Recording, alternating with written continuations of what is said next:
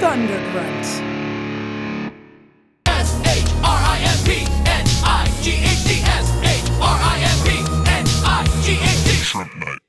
Hey, what's up, Bob? Hey, man, what's up?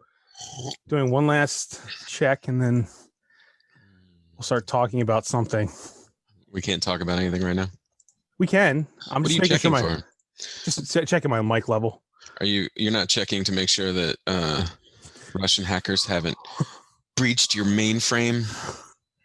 I mean, I assume Russian hackers have already seen me basically do everything: have sex, masturbate, anything that's in this room with a camera available on any device. So, You don't have a little paranoia sticker over your no, camera? I don't. There's nothing to hide. I'm not doing anything illegal or interesting. Well, I don't know about You know? illegal. Like, I don't do much illegal in front of my camera or in front of my computer or in front of my phone, but like, I still, wouldn't want pictures of my wiener on internet. Some people I'm not. I'm not into that, but I get what you're saying. I mean, if I were proud of it, I'd be all out there. Like, I'd show it to you right now if I was a big fan of it. But like, That's an interesting topic. You're not proud of your own wiener? no. What, are you proud of yours? Do you got a monster hog? It's fine. I mean, I've never asked. I've never asked for reviews, but I've never gotten like a negative review, at least to my face. But negative reviews probably aren't to your face though. These OnlyFans ladies, they're always so nice. They're like, "Hey, taking free dick rates today. Send me your pics." And I'm like, "You're adorable. I know my shit's trash. We don't have to go there. I don't need a 5-minute video of you audio dick rates available today." Who wants that? Well, I mean, isn't that like what is it? SPH, small penis humiliation? That's like a whole is that a thing? Yeah, it's a whole subsection of porn, and I don't think I don't think I'm into that. I haven't like looked at it. Yeah. I'm betting. Like, I'll put my money down. I don't think that's my deal. I mean, that's going to turn me on too much. I think it's pretty selective, and like it's for a very select group. Like, I should probably know by now. At this point.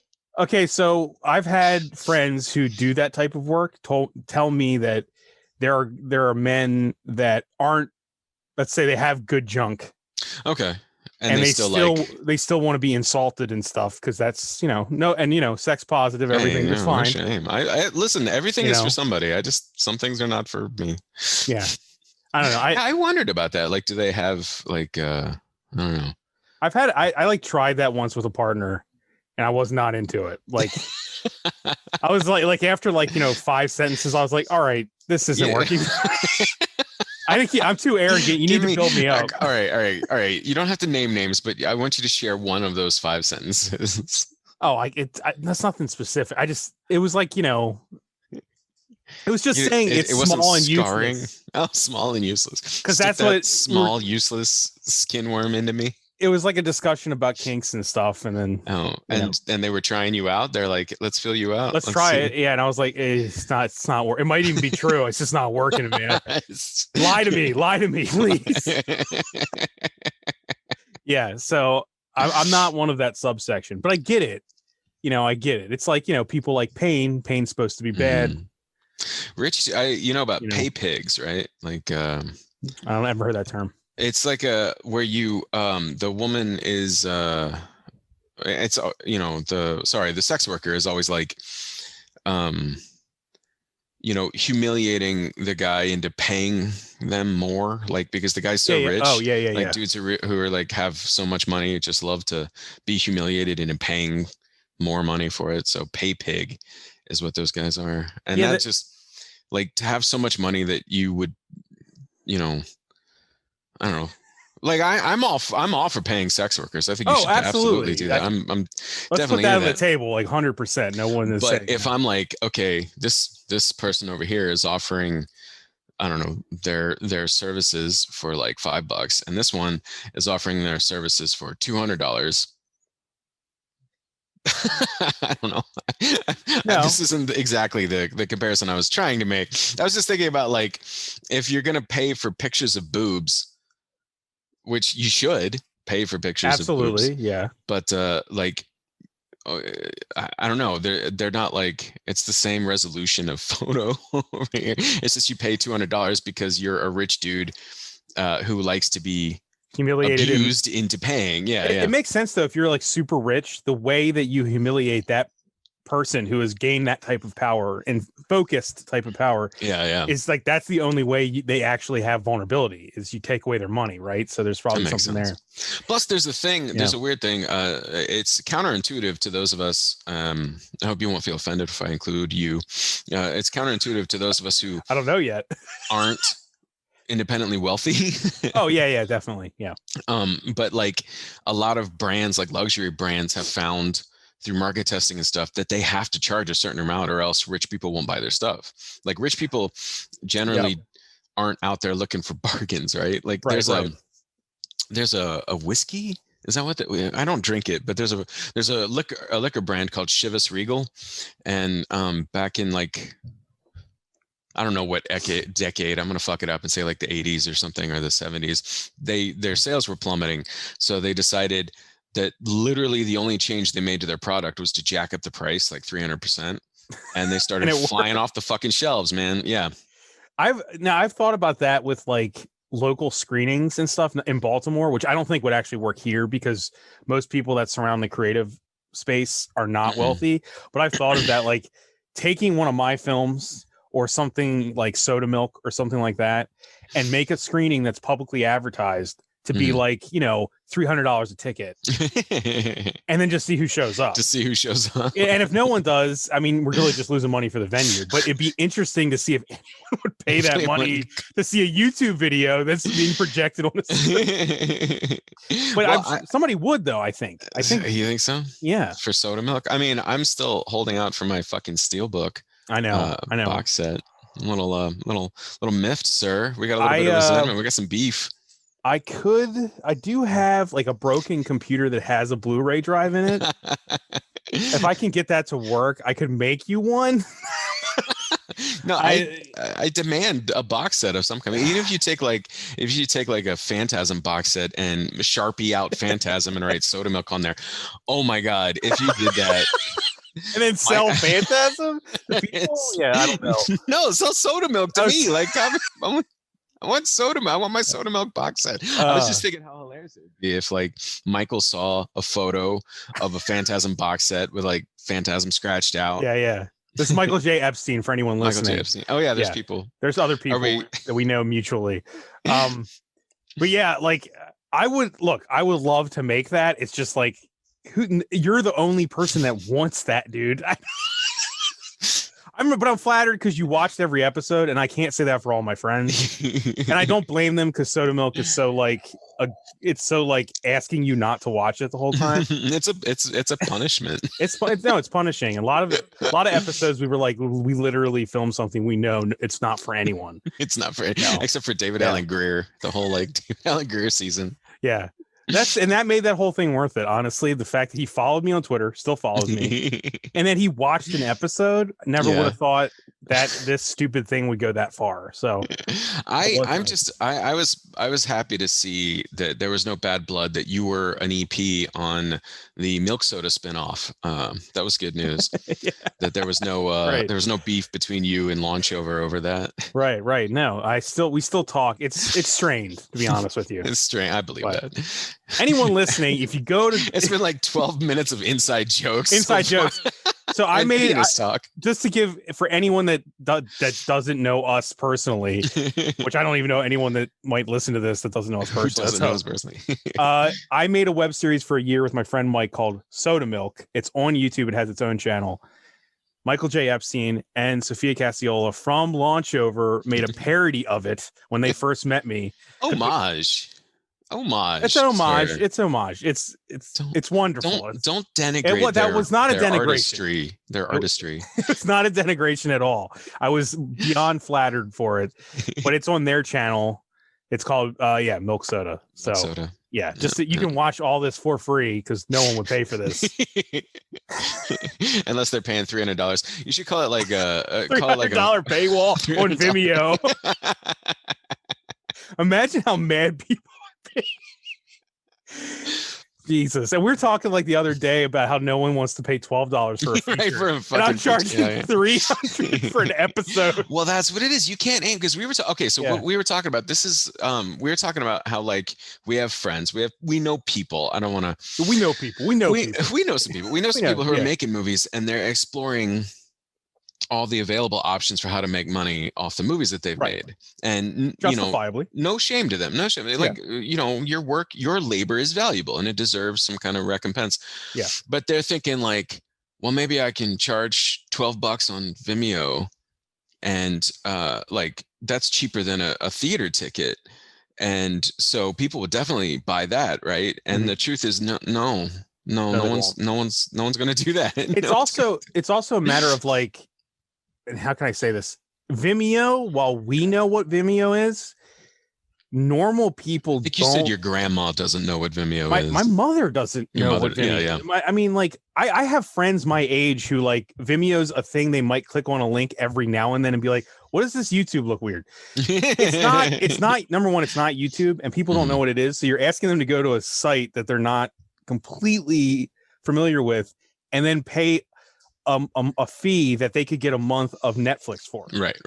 It's very, it sucks. I'm not saying it doesn't suck, but it's balls. It's straight balls. Like, like this is not a, well, this is a path we probably don't want to go too far down, but like we do not live in a country that is very like welcoming or supportive of artists. Right. I've said it before, like I for the festival, I watch submissions come in and like whether the movie itself is garbage or not, whether the story is the content is trash, basically all the movies that come in from Europe just look better than the movies I see in the US, from the US, in terms of submissions, in terms of like short film submissions. You mean like production quality wise? Production quality wise, they just have tons more money. Like when you have more money, you make a better movie, and just in the sense that like a better looking movie. Let's say that. Well, you know what, I'm gonna I don't know. I don't know that I'm gonna do too much qualifying on that because it's better than, like I said, even if the movie's trash, even if the story's dumb, even if it's one of those movies where it's like, I complained about this recently. My favorite genres of short film, including things like, actually, what's his name? Brian. Oh my God, Smith, Brian W. Smith. Do you know Brian W. Smith? Yes, from the Genre Blast Circle site. Right. He added one on my list that I really like, where he called it "Woman is Killed." That's it. right. Yeah. That's a genre of movie that I get a fucking lot of. Now, Woman is Killed. That's it. Shot for $400 in the U.S. versus Woman Who's Killed. That's it. Shot for like, I don't know, 2,500 euros in Germany. Yeah. Okay, they're both bad. They're both bad movies. They shouldn't exist. They're shit movies. Stop making these fucking movies. I scared my cat. I feel like you need to describe it more because women being killed in a movie happens. It's just the way it does. It's the way these are framed is usually not okay. No, you're right. Yeah.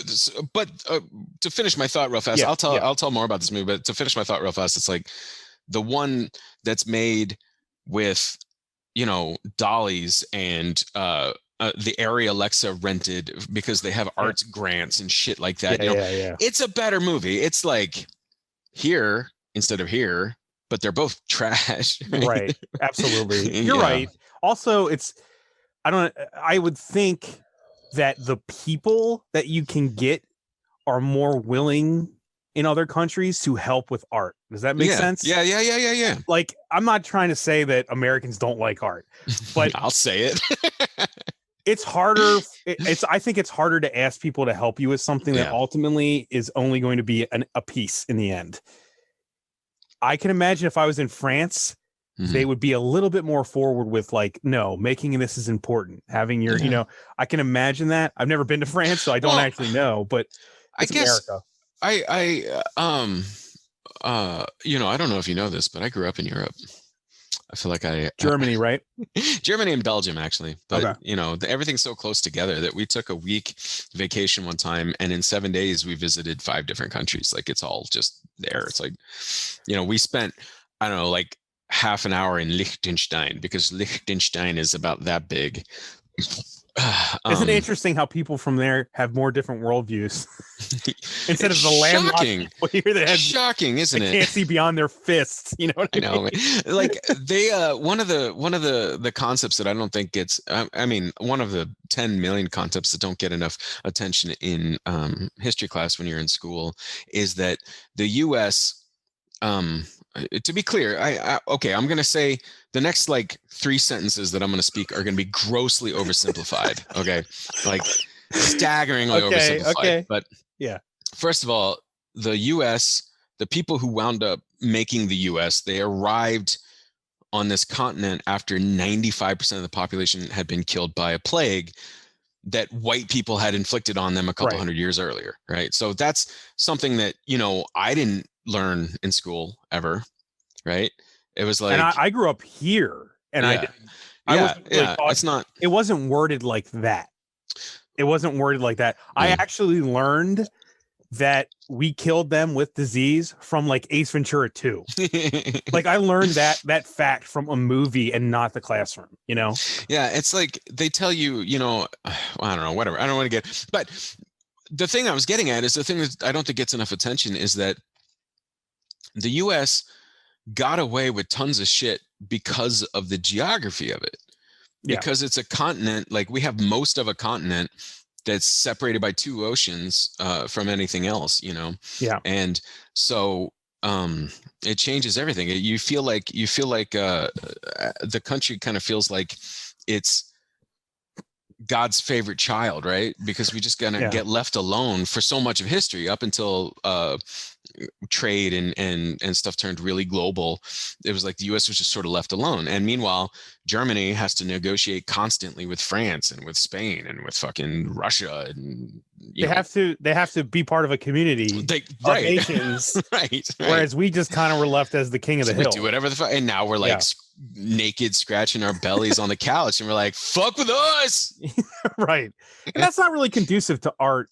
Not so much. No, that's why we have these $500 million tentpole movies every fucking year that like 6 of them come out a year and they each make $3 billion. And like, you just want to fucking hammer nails into your penis while you watch them. I don't know. You don't. I don't. No, I don't. But I'm letting you, I mean, you know, I appreciate it. we're already half a glass in, but I feel like we disagree on a lot, but I respect your opinion. And I don't think the criticisms are invalid. You know what I mean? Like, and I know that you definitely want to nail something in your penis if you're watching some of those things. But dude, can we talk for a minute? Okay. I know I've told you this story, but I just want to make sure that I alienate literally everybody who watches your podcast. And especially me, because like they'll probably be watching, you know, with my taste in mind. Right. And they're like, who the fuck is this asshole? We like similar things. There's similar stuff. There are things we like. Yeah. There's like a really heavy connect and then like a disconnect, like on top of that. Yeah. Yeah. I should remind myself that I'm here trying to convince people to support a thing I'm making. That's like my whole point. I was gonna say, you might want to go easy that for the plug. Easy. Easy. Yeah. I just want to gripe about Iron Man 2. Yeah. One of the least liked MCU movies. Is it? Okay. That makes me feel a little bit better. Easily, yeah. Because it felt like someone was smashing me in the face with a brick dildo for 2.5 hours. It was shit. It was so phenomenally stupid. Watched it. I'm surprised you bothered. I don't stop movies generally. I will tell you. Okay, so here's more people for me to alienate. There have only been 2 movies I've ever stopped at home. One was this movie Inventing the Abbots, which I guess nobody really knows about. I've heard it. It's like Joaquin Phoenix and Liv Tyler. It's just, and Jennifer Connelly. Hey, Abbott. No, it's not that. That's what's not. It had nothing to do with them. I don't. Maybe it did. I didn't finish. But how great would it be if it did? That was the big twist I was waiting on. I guess. Man, I kind of want to make a movie where like there's a guy cloning Abbott from Abbott and Costello. Inventing the Abbott. Never mind. I got it. The other one was Say Anything. I got about half an hour into Say Anything, and I was just bored to tears. I couldn't take it anymore. I had to stop it. But other than that, I finish movies when I start them at home. I respect that because like a lot of the time I see online, especially Twitter, people will say how a movie was shit and start bitching about it, and then say I actually turned it off 15 minutes in. And I was like, oh wait. Well, your opinion. I mean, like I'm fine with somebody hating a movie. Yeah, but you have to watch the whole thing. I think if you watch a movie for 15 minutes and say this is terrible, I hate this, and stop it, that's fine. You can then go complain about it as long as you append your complaint with that fact. You have to say the first 15 minutes. The first 15 minutes of this movie left me bored to tears, and that's why I left. So that's what I say about Say Anything. I don't know what happened in the last, I have friends who have strong opinions about the rest of that movie, but I saw the first half hour of it just fucking bored the shit out of me, and I was I can't do it. I wouldn't have recommended that to you. Yeah, I appreciate that. I've seen people though go all in, like 2 paragraphs of just bitching, and then at the bottom is like, oh, by the way, I turned it off. I didn't watch the whole thing. I was like, your opinion. You can't do that. You can't do that. Okay, so I said legally do it, but you start with that. You can write 15 pages. If you can write 15 pages of review about the first 15 minutes of a movie, good luck. But just legally, you should be required to say at the beginning, I only watched 15 minutes of this movie. These were my observations. Right. Okay, that's fine. As long as it's at the top. As long as it's at the top. That's a good place. I guess I don't want you to waste my time with me reading a bunch of paragraphs and then finding out you didn't finish it. You didn't even fucking finish it. Yeah. How many movies have we all watched where it's like the first half, you're like, Jesus, I don't know. Yeah. But then at the end, you're like, I get it. Okay. Yeah. You know what I mean? Like you have to make it to the end. We live in the fucking. Oh, I got to be careful. I was about to say, you might want to cut this out. Like if there's a sudden jump. I don't edit this, so unless you're saying something extremely offensive. Well, I was about to say please don't. You mean we live in the era of the Save the Cat audience, right? Oh yeah. There's got to right. There's got to be a Save the Cat. There's got to be a hook at the beginning to get everybody interested. Like I don't know. I mean, I don't think that's invalid. That's not a wrong way to make your art, but it's a way to make a certain kind of art. And I feel like it doesn't, I often complain, like it makes no sense to me that we refer to, say, and this is not specific to movie making, but like we refer to Eraserhead and Infinity War as being in the same art form.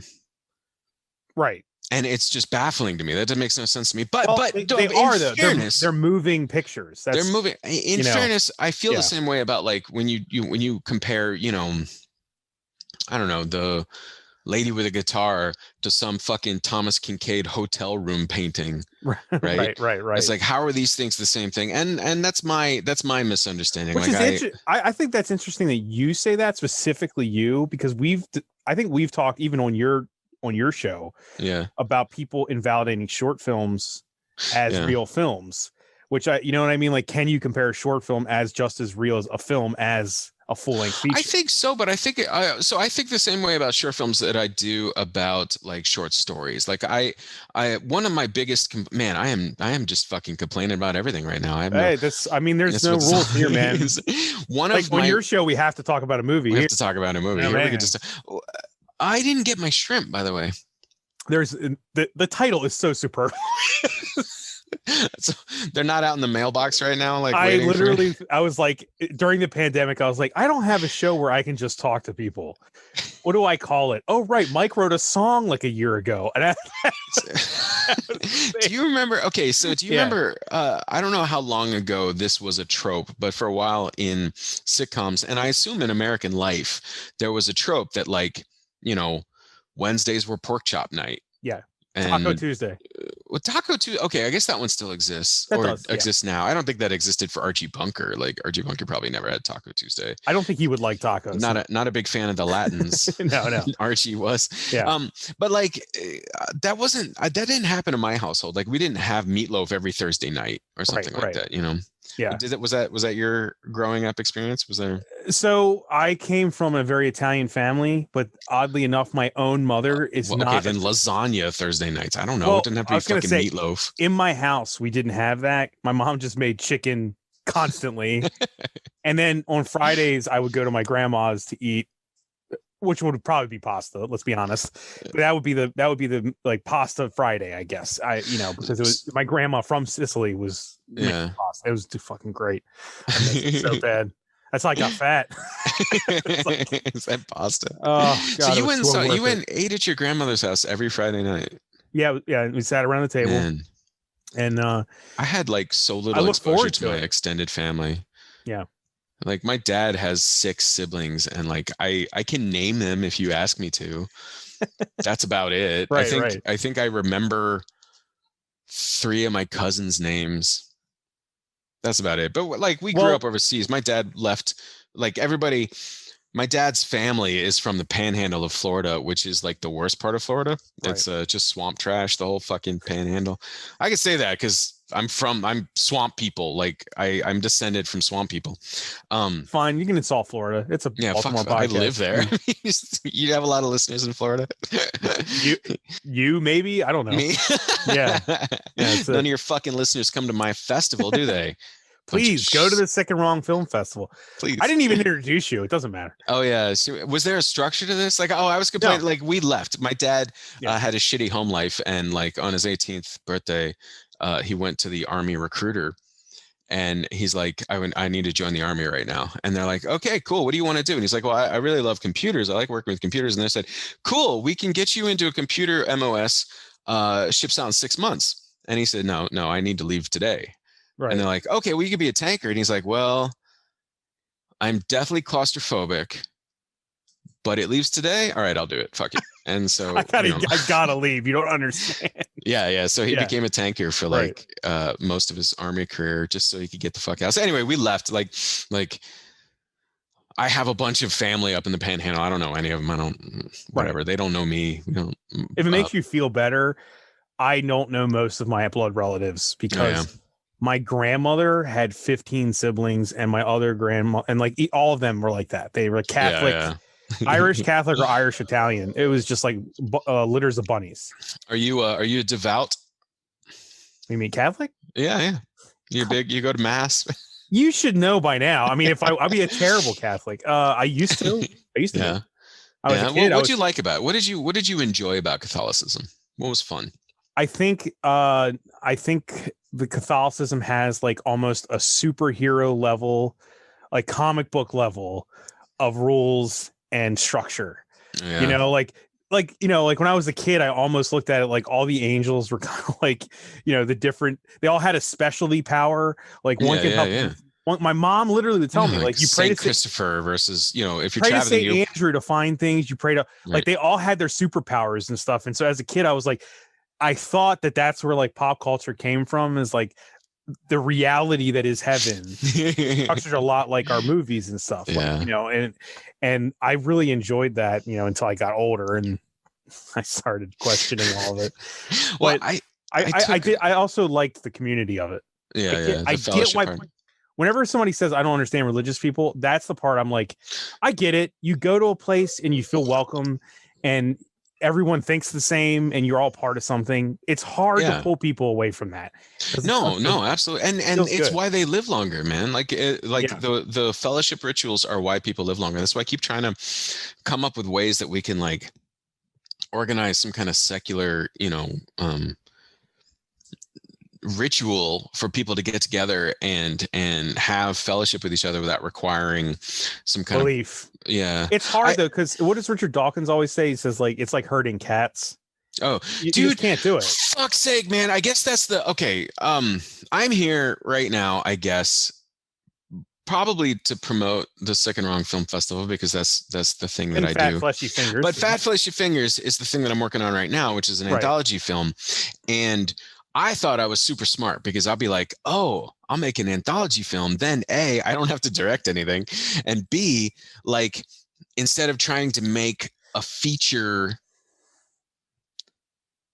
movie, like, we can just make kind of a bunch of little short films. And I realize now, and I realized very quickly that that's wrong on 2 counts. First of all, this is a great admission, by the way. Yeah. I'm like, hey, donate to this campaign. No, you should. You should. That's the point. This is what I'm learning. This is what I'm learning, because first of all, it's not a bunch of independent short films. Like, that's not it at all. Like, that's just I mean, No shade. I swear, I'm not throwing any shade on anybody. There exist anthology films right now that are basically shorts blocks at a film festival, right? Yep. Here's Absolutely. 2 hours of short films.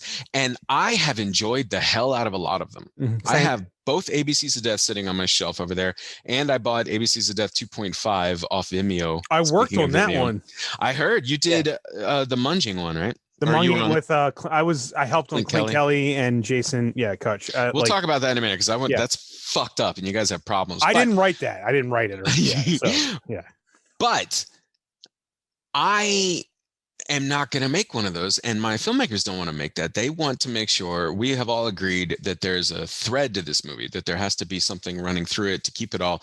Otherwise, why wouldn't we all just make our own features and run in different directions with them? So right. That's the first big thing that I learned. The second big thing that I learned is that, fuck's sake, man, trying to get 10 human beings to show up in the same online space you don't even have to leave your fucking house at the same time is a fucking nightmare.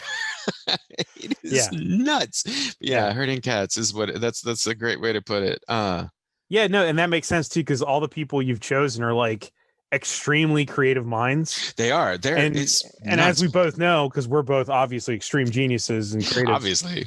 It's hard to like. I almost was late for this. And I was in the other room eating and I was like, oh shit. I was like that, you know what I mean? Like my mind doesn't work like that. I know like you're hurting those people to do a very complicated thing. Yes, it is. Yeah. And it's I don't want to sound, I don't know what impression I'm giving at the moment. I'm pretty, like, before I poured myself this beer, we had these little margaritas, little like pre-bottled margaritas. Jen made quesadillas tonight. Jen's back there in the corner. Hello, Jen. She's holding very still because she drank 187 milliliters of a pre-bottled margarita and it just took her out. She's like hosed. I'm glad you're nice and loose. Okay. Yeah, man. I'm fucking these lips are sinking some ships tonight, man. Jesus. You can like probably cut that out, maybe. No, I'm gonna leave it. You're gonna leave it. I don't. So this is here. If you want me to admit something on like par with you, I don't like. I listen only in like. I just check to make sure everything's okay. I don't re-listen to this stuff. You don't. I was do there. That? I was there. I don't need to hear it again. No. Every one of the to date, I have released 101 podcasts, or 111, one of those two, 101 or 111 podcast episodes of my stupid podcast, and like you went hard quick. Oh, I did. I jumped right in. And I only didn't listen to one of them. Was it mine? No, it wasn't. It wasn't like, it wasn't even because of any of the content. It was just because like I needed to get it out. It was like midnight on a Sunday and I'm like, fuck, the thing's supposed to come out Monday. And I'm like, all right, let me just check the levels. No peaking, everything fine. Okay. I can remember some little bullshit for me to put in the blurb, you know? Right. But other than that, I listened to them all the way. I just listened to, however long I talked with Michael Epstein about Conan's. Right. The Conans. That was a lot of fun. I like listening. I will say, okay, I don't know what this makes me sound like. I kind of love listening to my own podcast. Geez, that sounds amazing. I love listening to the sound of my own voice. That's literally an insult people make about other people. Right. That's like something you say about someone who's arrogant. God damn it. Well, I mean, okay. Now I get it. I get it. I like watching my own movies. I mean, yeah, the shit that we do. Yeah. I don't want to encourage us. I don't want to encourage us, and I don't want to encourage anyone to be like us. Right. But to do the things that we do, we have to kind of have a sort of innate sense that we matter for some reason, right? Sure. No, I get it. You make a movie, you make this fucking thing about the guy who fucks a microwave, and like then space slugs who created the world enlist them in a cosmic battle, right? And you think, okay, I made this thing, and first of all, I don't know if anybody's listening to this who hasn't watched Time Crave. Go fucking watch Time Crave. I mean, I assume anyone listening to this knows me. It's probably in it, right? Or they probably hate it. Like, I don't actually, because of the script podcast, I don't really push my stuff that hard because I think the people that listen to that, we talk about cheeseburgers or what you said, Save the Cat stuff. And we note that there are movies that aren't Save the Cat. You can't talk about those movies like we're talking about these movies, you know? Yeah. So like, I don't talk about my stuff that much because I'm like, the people that want to hear the lessons in this show would watch my stuff and be like, I'm never listening to anything. Yeah, I can't trust him. Yeah, I can't trust him. So, but I'm not trying to do that. Yeah. So no, it makes like I don't want to sound. I know what I sound like. I know what I sound like. What have I said so far? I took digs at the MCU. I said. I said that fucking Iron Man 2 made me dumber. Watching it made me dumber. But and I honestly, stand by that. like seriously, Iron Man 2 would be one of the movies in that whole pantheon that people would say is the worst. So yeah, you're actually not insulting really anyone. Like I like Gary Shandling showing up, and that's about it. I'm happy Gary Shandling got work. I went and saw Captain America: The First Avenger in the theater when it came out. Right. And I liked it. Like while I was in there, it's like a Michael Bay movie, right? Like Michael Bay, I haven't seen a lot of his later stuff. I've only seen one Transformers movie. I will not see another one. I'm sorry. I know you've tried to sell me on the number 5. Like, no. I haven't tried to sell you on anything. Our mutual friend Michael told you about Bumblebee and he enjoyed it. Okay, he enjoyed Bumblebee, but that I'm not wasn't trying Michael to sell Bay, you. right? I'm not trying to sell you on any Transformers. On any of the Transformers. No, why would I do that to you? But the thing about Michael Bay, like I will watch Armageddon. I have the Criterion Armageddon. I will watch Armageddon. So do I, dude. I will be a fucking bawling wreck at the end of it because Michael Bay knows how to manipulate your emotions in the moment. Absolutely. I feel like we talked about this on one of your. We talked about it on one of my episodes of your show. All right, so let's take a quick breather. Let everybody I'm a Michael Bay fan. Everyone go listen to that. I've been on like 5 episodes though. But I've always said I don't like profess it too loud, but I'm a big Michael Bay fan, except for Transformers movies. I like everything he's done, and I don't understand some of the criticisms of him that come out from the internet. Like saying he doesn't understand character and stuff.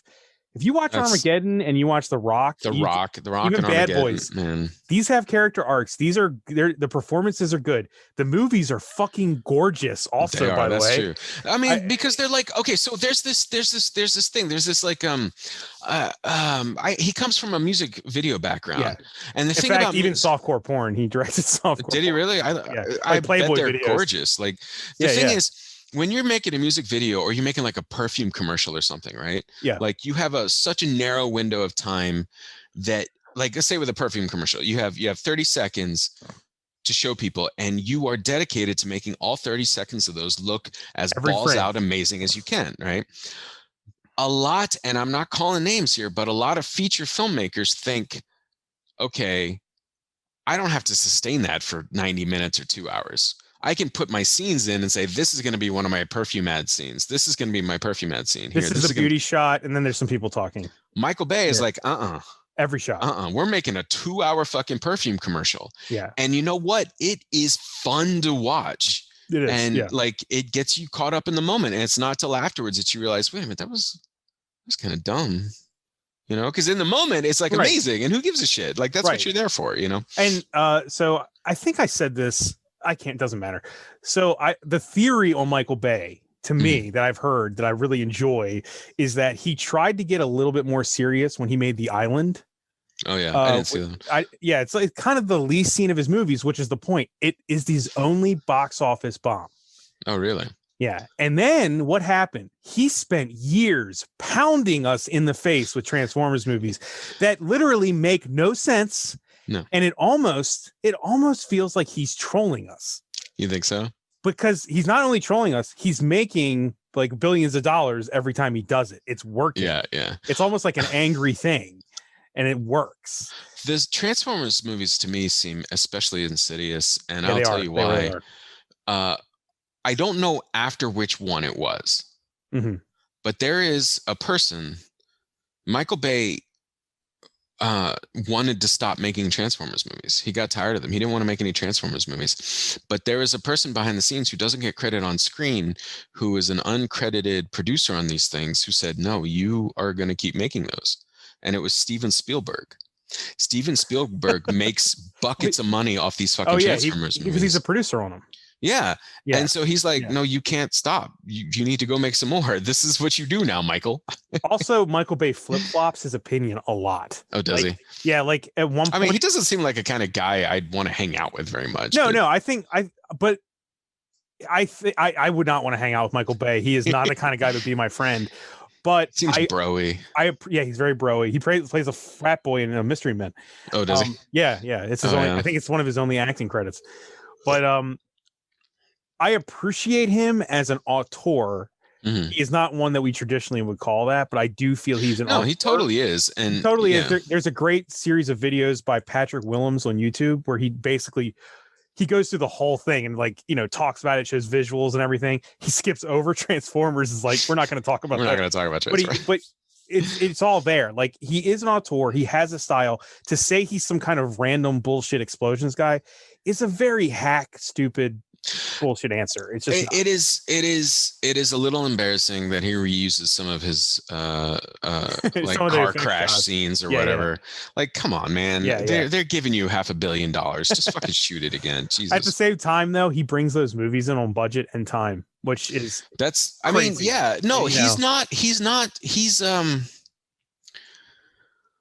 what is he? He's not I don't know. He's not an artist. It's hard to talk about on especially the guy who's making Sick and Wrong Film Festival, right. and me, the guy who makes. I need to talk about that. Well, we will. I plan to do that at the end. Okay, good. Yeah, we're gonna primacy, recency, right? Like, we'll get it in at the end. Yeah. Right. I mean, I've always been very honest. I've always been honest with you about stuff I love. Even we were talking about your penis at the beginning of this conversation, right. And you're okay with it. I'm okay with my dick. It's good to know. Yeah, it's fine. I'm more concerned about my art. But in the circles that I feel like we run in with film stuff, it's hard to be defend Michael Bay, because I actually really love his shtick and I know exactly what's wrong with it and why it might not be good for society, but still I appreciate auteurism and fun. Yeah, I like fun and stuff. So it's hard to defend. I have a Bad Boys 2 poster hanging up in this house. Okay. Yeah. What do I see? I see Beverly Hills Cop. 2. That's signed by Judge Reinhold. That's signed by Judge Reinhold. This is Terminator 2 signed by Robert Patrick. And that's Bogus Journey right here. I liked, I don't know how actors do what they do. I don't know. What actors do when you see a good actor. And I assume you've been on set with good actors. I'm not going to ask right now. So you don't. Some of them have been in my stuff, but I've been with good actors on set. Yeah. I've been with good actors, and the whole time I'm watching them work, I'm just fascinated by it. And I'm thinking to myself, why are they on my stupid fucking thing? But what makes you say that? Oh, Robert Patrick. Okay. Well, yeah, I was thinking about Robert Patrick because he had this thing I read about where he sort of, I don't know if it was like an animal thing, like a bird or something like that, but he had this idea that the Terminator, the T-1000, perceives with its ears. So he does these head movements in that movie that are so distinctive. And I, as a director, could never have told him to do that. But that's something that a great actor, it does. They bring on their own, they bring something like that to their role, and it's just incredible. I feel like we never really got after this movie. We never really appreciated him. Because if you watch a lot of his roles, he goes in deep. He's a character actor. He is. Yeah. But he's too handsome to be a character actor, though. That's why he never turned into Brian Dennehy or something like that, because he's just too good looking. Have you ever seen Striptease, the movie? Striptease? Damn, he's an amazing looking dude, man. I did see. Was he in that? Yeah. He's like the drunk ex-boyfriend. Shit. It's been a long fucking time since I watched the movie's okay. The movie's. I remember a Vaseline covered Burt Reynolds. yeah. It's a funny movie. It's got stuff in it that's funny, but his performance as a drunk ex-boyfriend is incredibly funny. And every time I watch him, I'm always like, how come we didn't get more of this from him? He didn't appreciate Robert Patrick. I mean, I'm sure now he just comes on a set and everyone's like, oh, it's T-1000. But I think he is more than that. Because I think he's like a legit actor. He's a legit actor. And he was also an incredibly cool guy when he signed that. Oh yeah. Totally cool dude. Total class act. Yeah. I wonder whether he would be willing to Q&A a double feature of T2 and Double Dragon. I think I saw like a Wayne's World anniversary screening. Oh yeah. And they had he had a little part in there. Yeah, they had like a live Zoom of like the cast and crew, and Robert Patrick was there, even though it's just like it's a couple just like seconds. 14 seconds of Man, you couldn't. Nobody could be happier to be in Wayne's World than that guy. I was like, this guy is enjoying every second of it, and he's That's like, awesome. That's awesome. Yeah. I gotta imagine he has a sense of humor about Double Dragon, because God, he looks insane in that movie. The hair is like so tall.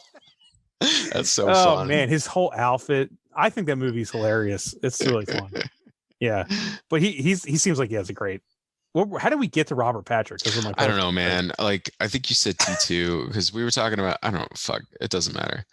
Yeah. No. We were talking about how like it's hard to defend Michael Bay. Yeah, right. I don't know what it's like with, because Sick and Wrong is weird. I get such a bizarre cross section of filmmakers. Like, I have filmmakers, alumni of the festival, who, like, I look at their movies and I'm like, okay, this is part of the canon. You belong in the Sick and Wrong family.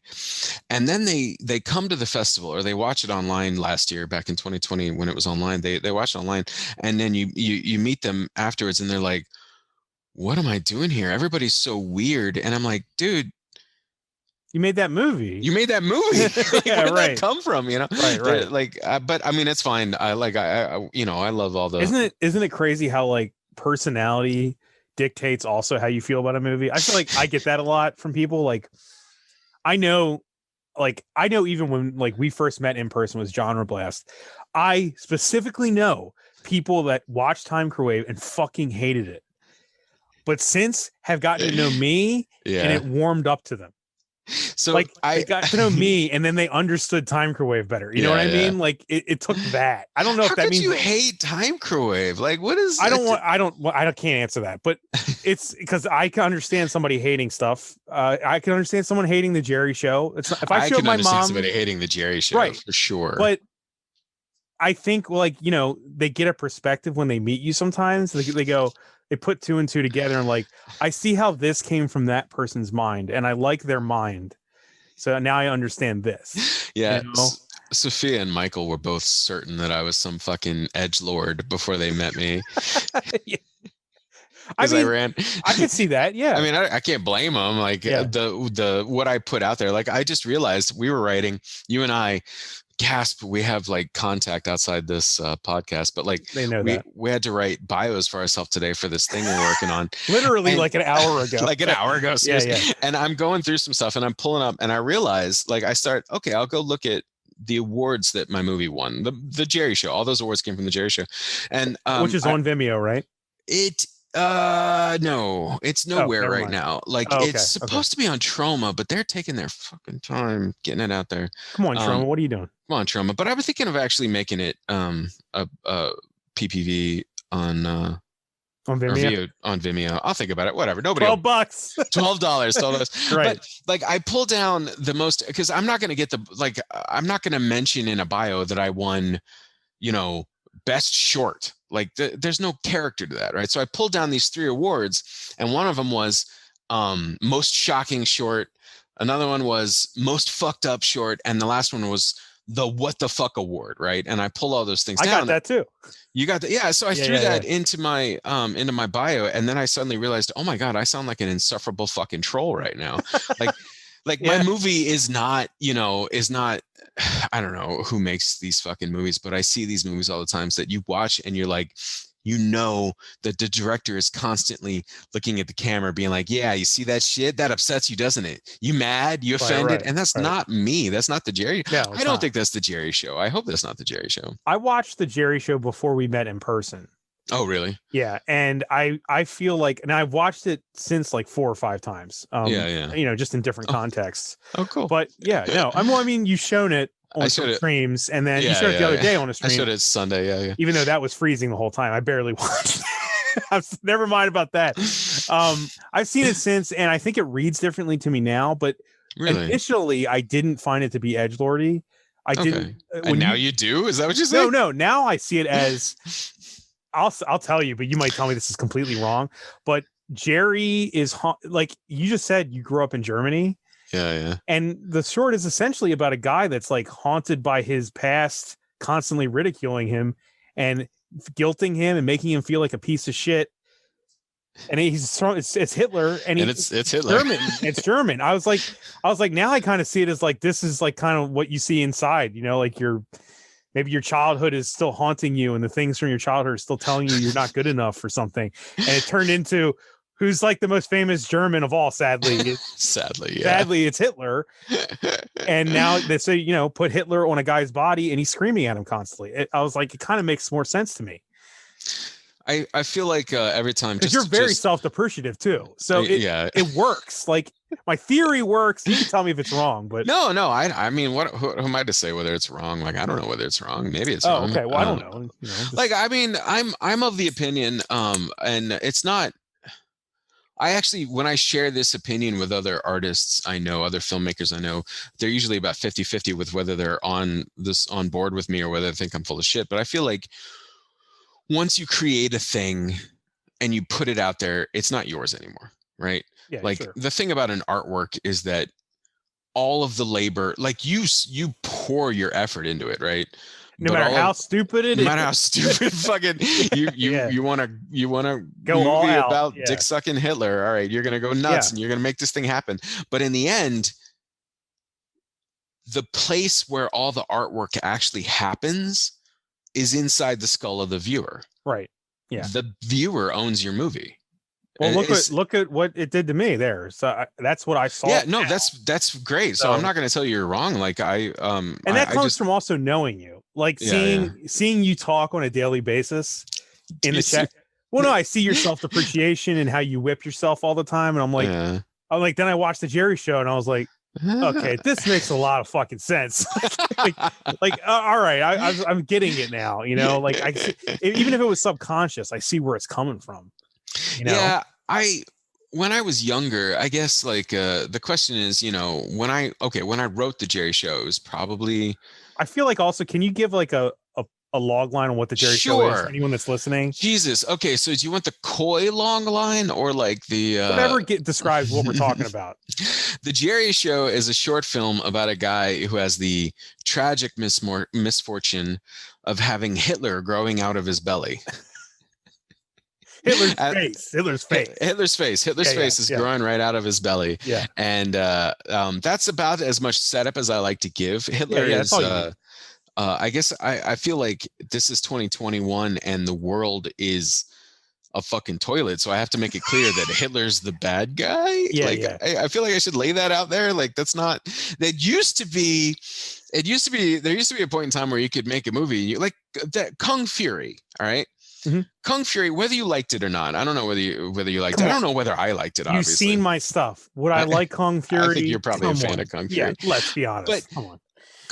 Hitler shows up in Kung Fury, and there's no question. Oh, that's the villain. That's the bad guy. He's the evil master at the beginning of all, or at the heart of all the suffering in the movie, and that's cool.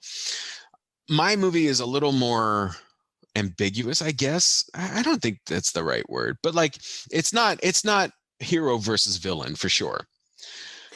No, Jerry's not. He's Jerry's a protagonist. He's the protagonist. Yeah, he's a protagonist. Yeah. But it's not overtly like. I don't think you're saying anything about good guys.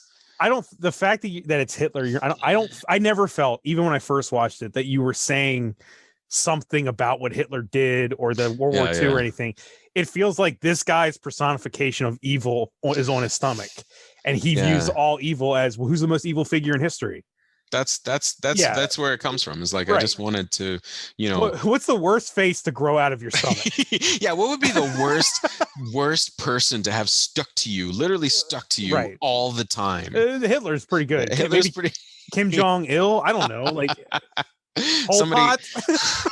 people tell me, and Trump. I mean, like, seriously. Yeah. Oh, like, Jesus. In 50 years, somebody could make the Jerry Show too with Trump coming out of there. Yeah.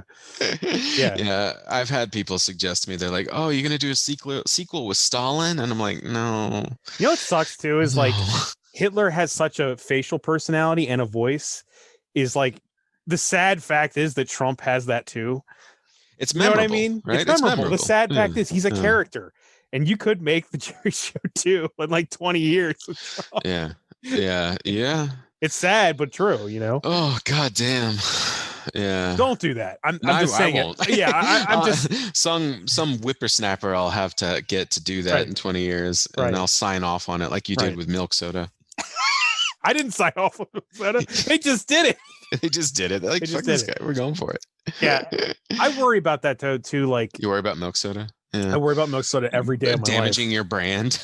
Now, like, okay, I worry about how something I write, because it's all very stupid and I don't mean any harm, but I always worry I'm doing something that's going to be perceived like toxic or edgelordish. Yeah, I don't know if you want to. I don't know if you want to. Like, I think we talked about this on one of my podcasts, so maybe. I don't know if it doesn't matter. Just it does. Yeah, we'll talk about it again. I'm just worried that like you refuse to edit this thing. Like, if you want to cut something out, you made Timecrowave, and I love Timecrowave. Thank you. And I want people to know. I hope. Okay, so what you said was that the people you get to act in your movies are the people who are available today, right? Except for Victor, really. I mean, like, okay, when it came to the guy fucking the microwave. No, that you can schedule around that because that's Victor, important. Victor is not only. I love Victor's visual performances. And I love Victor, and Victor's great. Victor's amazing, and Victor's my good luck charm. I feel like when I make something. Every time I've made something with Victor, I'm proud of it. Black Jeans Whoa is forever imprinted on my brain. Right. And that's kind of Victor. That's like Victor the Short. You know what I mean? Yeah. Like it's amazing. It's just him. So that was him. But for the most part, I don't spend money. You know, yeah. So that's what I mean. Money. So what I wanna mention is on Timecrowave. Yeah. Except for Victor. All of the characters are just white dudes, except for the goddess character, or the god character, and I feel sort of hyper attuned to things that might be perceived the wrong way. Right. No, I get it. And anybody who knows you won't think twice about that because no one does. I've had the only time it's ever come up is I've had female friends say, "How come I'm not in one of your shorts?" Oh, okay. And I've said, then you say, "All right, I'll put you in one." And I say, and usually that kind of all came to a head during Timecrowave. And honestly, I haven't made that much since Timecrowave because the world fell apart and my life fell apart. True. But I took note of it, and I'm gonna work towards it being forward. But I've always said in response, like, I'm making fun of myself with a lot of these characters. And I'm me, a gross white guy that's, you know. You pulled it. Oh no, you pulled it out. I was gonna read from your bio. Shit, but you killed it. Because Kate told me she didn't like it. She didn't exactly say that, but she's she just thought it was a joke that I put in there. But in your original bio for that thing that we were talking about earlier, you're pathetic men with weird sex and lasers. Yeah. And, I was kind of she thinking thought I wrote that as a ding on you, but no, that's your movie.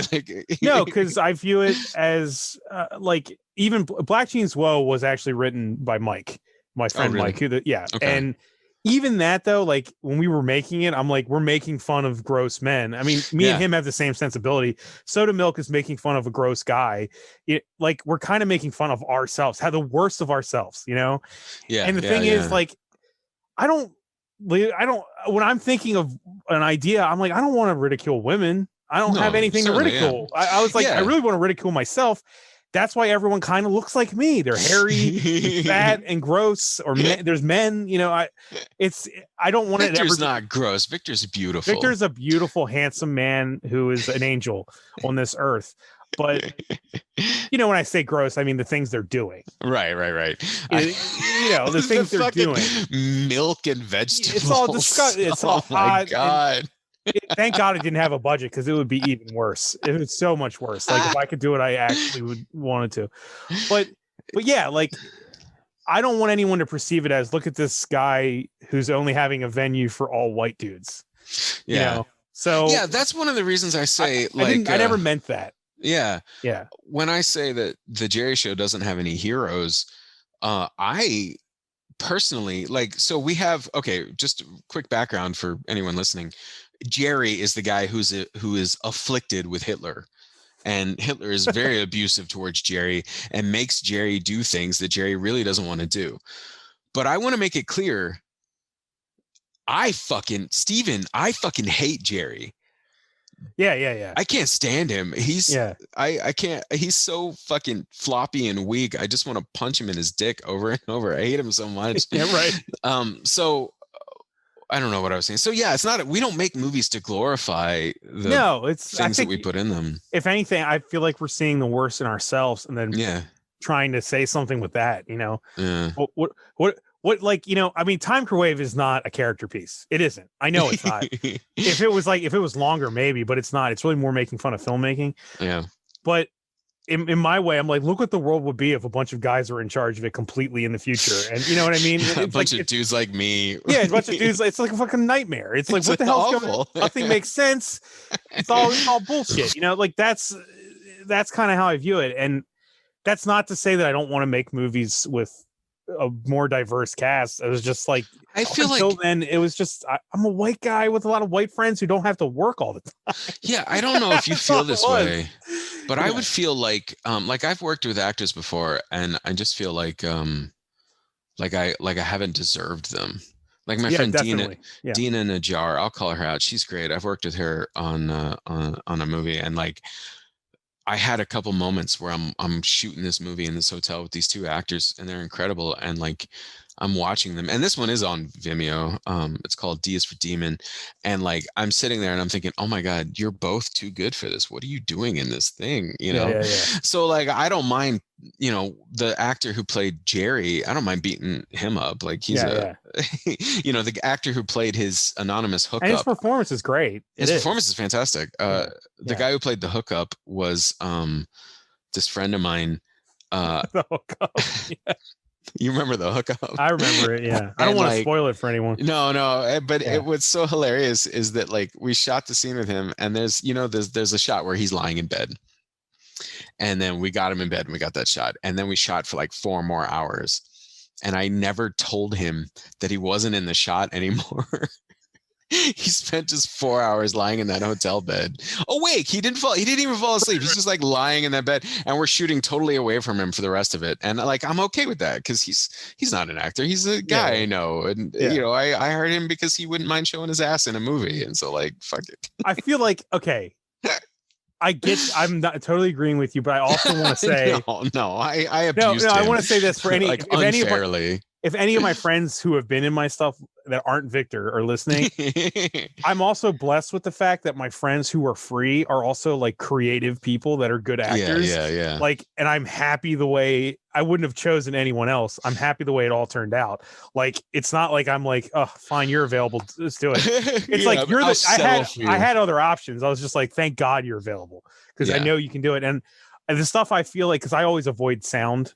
The one thing I'm always avoiding sound. It's a fucking nightmare. I'm avoiding like really kind of dialogue in general. Yeah. Like, I want to make cartoons sometimes, and all my friends have been awesome with doing like facial acting. Yeah. You know what I mean? Like, and like my Brandon and Phil in Time Microwave, it's all them just, you know, like that's that's what they're doing. They're not, the dialogue doesn't matter.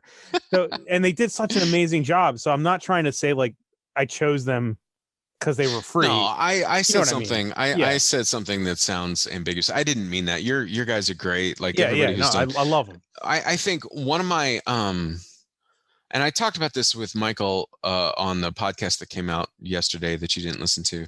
What do you want from me? It's yesterday. What do you I talked to this about him. Like the greatest thing that actors have, and this is the difference between like actors and people who are who would like to be in movies, right? This is the thing. The greatest thing that actors have that I have nothing but pure admiration for, because I lack it, is their ability to commit regardless of the absurdity of the thing.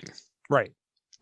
Like we make ridiculous movies, you and I, and we have both been blessed with actors willing to just embrace the silly shit that we're trying to make and hold on to it. Like I made this movie called Worms, and this dude, Jonathan Shelmity, who acted in it, was, I mean, everybody in that movie was great. I've Ariel seen it. was Yeah. great. Kristen was great there. But Jonathan Shelmity, he asked Easily me, the sickest of your movies, in my opinion. yeah, oh, with the pliers scene, yeah, that's a fun.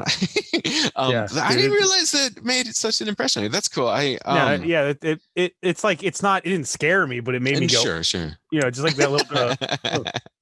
But this dude, he asked me one time. He asked me before we shot. He asked me like during a rehearsal a week before. He's like, okay, so what's if you could describe this character in one scene, in one word, for this scene, what would that word be? And I said, tired. And when he came to the set that night, he's like, yeah, I haven't slept in 2 days. I just thought I was trying to like really get into this character. I'm like, oh my God, why did you do that? We could put some makeup on you or something and try to make it look, wow. He's method, man. He's method. He is. He totally was. And he fucking killed it. He was amazing. Yeah. He was incredible. Like, and it's such a bizarre confluence of events that has me writing some movie about how everybody's full of worms and thinking, oh, this is so weird, man. This is so, then on the day of the shoot, I'm sitting here in this room, which I'm in right now, and there's 20 people here committed to trying to bring this fucking thing to life. I have an actor, like a capital A actor, 2 of them, Ariel and Jonathan, for that scene. They're both, and I don't want to leave Kristen out. She was amazing. But she was in an earlier scene. Anyway, they're all sitting here and they're like so committed to making this idea that I had one day be a real thing. Yeah. And I'm fucking blown away. And I didn't mean to engineer this into being a segue back to Fat Fleshy Fingers, but that's kind of how I feel right now, because I had this idea about, hey, wouldn't it be cool if we had this movie about a fucked up worm parasite that was sexually transmitted between people? And now there's like close to a dozen filmmakers who are like legit filmmakers who I don't consider to be hacks like me. Why do you say that though? Why? I don't know, man. Because I don't. You're not a hack. It's imposter syndrome. It's Jerry. It's once again. That's the Jerry. It's the Jerry compliment. I don't understand why you would say that. Why? Yeah. I sometimes it's such a weird like like dual life that I live. Because most of the time I talk to people and I'm like, did an air dude, I don't know what I'm just turn on? No, I just turned my power strip on. Oh, okay. I was gonna say I just heard something. So that was sorry. Yeah, it's okay. But most of the time I'm like, oh God, I'm such a fucking weirdo loser. What am I doing here among these people? And then I go to like certain, say, festivals or events that I'm not going to name, and I'm like, oh my God, what am I doing among these fucking people? I'm such a piece of shit. Right. I mean, I get it. I feel the same way sometimes. I'm like, oh, I shouldn't be here, or oh, I shouldn't be here. Right. Those are 2 totally different feelings. 2 feelings, right? But I mean, I don't know. Like, I know that I've done things that other people would never do, and they couldn't. Like not everyone. Yeah. Like, I don't think. I think if I watch the Jerry Show, I can safely say I would have never done that, and I think most people could never have done that. So that alone should make you realize. That makes me feel good. No, I'm saying that you shouldn't step on yourself so hard.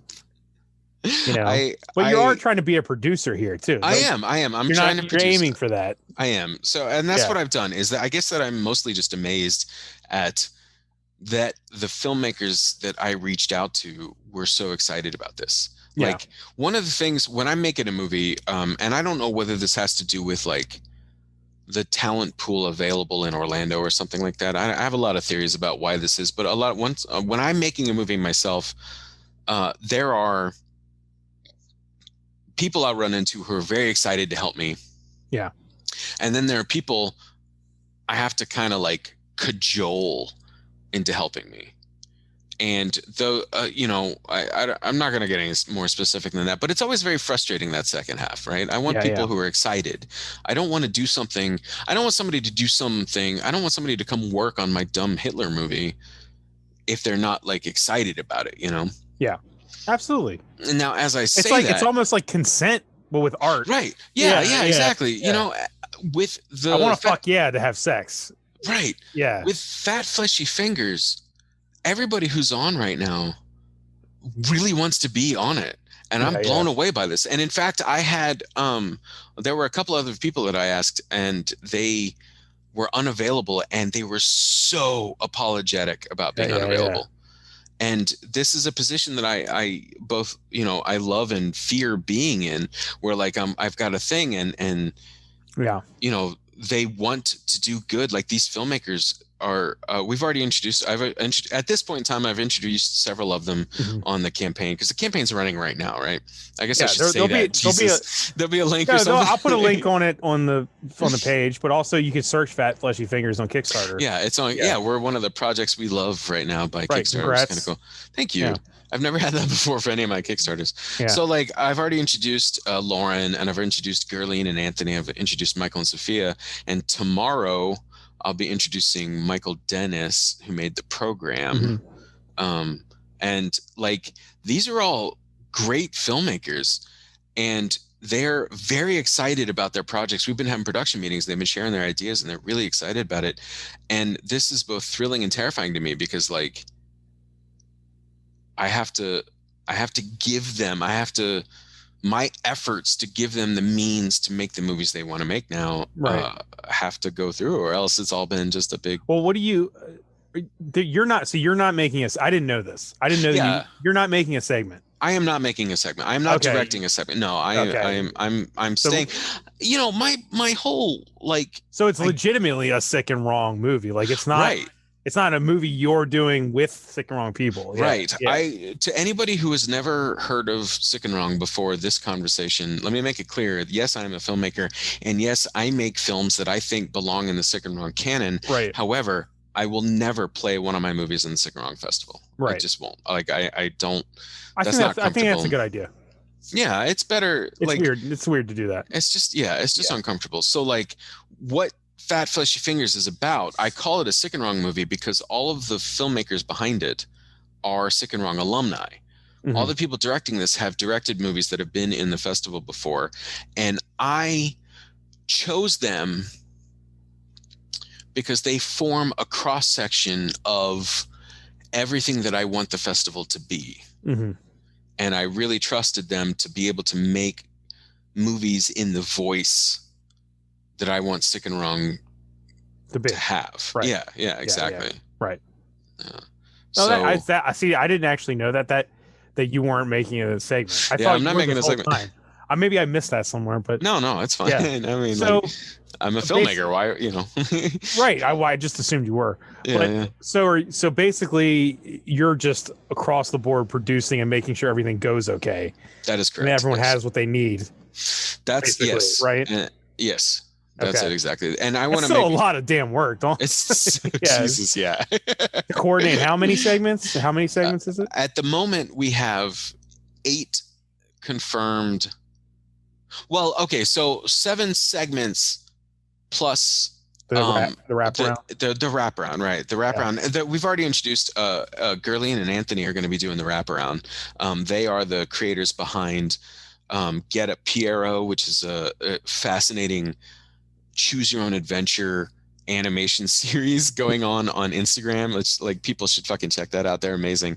But they're going to be connecting all of the sequences together as well as providing the titles and credits. So like that's going to be a lot of work. They made the titles of a movie we made together. They did make us titles of movies we made together. So and, I'm a big fan. Yeah, they're great. But like Michael and Sophia Launch Over, they're going to be doing a segment. The first filmmaker I introduced, her name's Lauren. Lauren Flinner. She is an animator. She's going to be doing you're going to love this. It's like a cold open. Like it's an opening. I know how you love a cold open. I don't have anything wrong with cold opens. You hate it. No, I hate cold opens. I hate 4-minute cold opens on a 7-minute movie. That's terrible. That's That, that's yeah, it drives legitimately me is fucking terrible. nuts. Yeah. Yeah. I hate cold opens on short films. Like they don't make any sense to me generally. Like Opening just credits is just opening credits are terrible. Yeah. wasted on a short film. Yeah. Like Yeah. if you're listening to this and you're a filmmaker, listen, I run a festival. It's a tiny one. It's only been around 6 years. Probably nobody gives a shit about it. But I tell you, Not true. if you have a short film, you don't need credits, man. Just throw it at the end. It's fine. 5 seconds up at the end. Do it after story. Do it after story. That's why you always say everything like that after story. If you want, like, if you want to make it fun, you can, but make sure the story is over. Make sure the story is told. Yeah. That's the important part. Yeah. And because people, you're fighting for people's attention, especially with a short film, right? Like it almost seems like if you sit down to watch a feature film, you're kind of already saying, okay, the next 2 hours of my life are spoken for. Are spoken for, right? Yeah. Right. When you're watching a short film, you're like, I think people are actually more demanding with their 7 or 12 minutes than they are with their 2 hours. Because they're kind of like, it's a short commitment. I don't really have to. Yeah, I don't have to be here. You have to make them like, you have to grab them because they're ready to. They have 1 foot out the door when they're watching it. That's true. Yeah, the whole it's time. A great tragedy because it's an art form that I think you and I both kind of fucking embrace. Yeah, because I love making short films. Yeah, so do I. I mean, I haven't made a feature except with you. Yeah. Well, no, we have made a feature. We have made a feature. I'll stop saying that. We did make a feature, but we haven't. I haven't made a feature like myself. We made a weird fucking feature. We did make a weird feature. I keep telling. So we made. So I don't know how coy we should be right now. I mean, the title's public, so the title's out there, right? There's a Facebook page. There's a Facebook page. It's public. It's called the Transformations of the Doctors Jenkins, and we. It sounds so ridiculous. It's a horrible Whose idea was this? Jesus. Yeah, I know. We made it with our friends, Michael J. Epstein, Sophia Castiola, and Kate McCoy.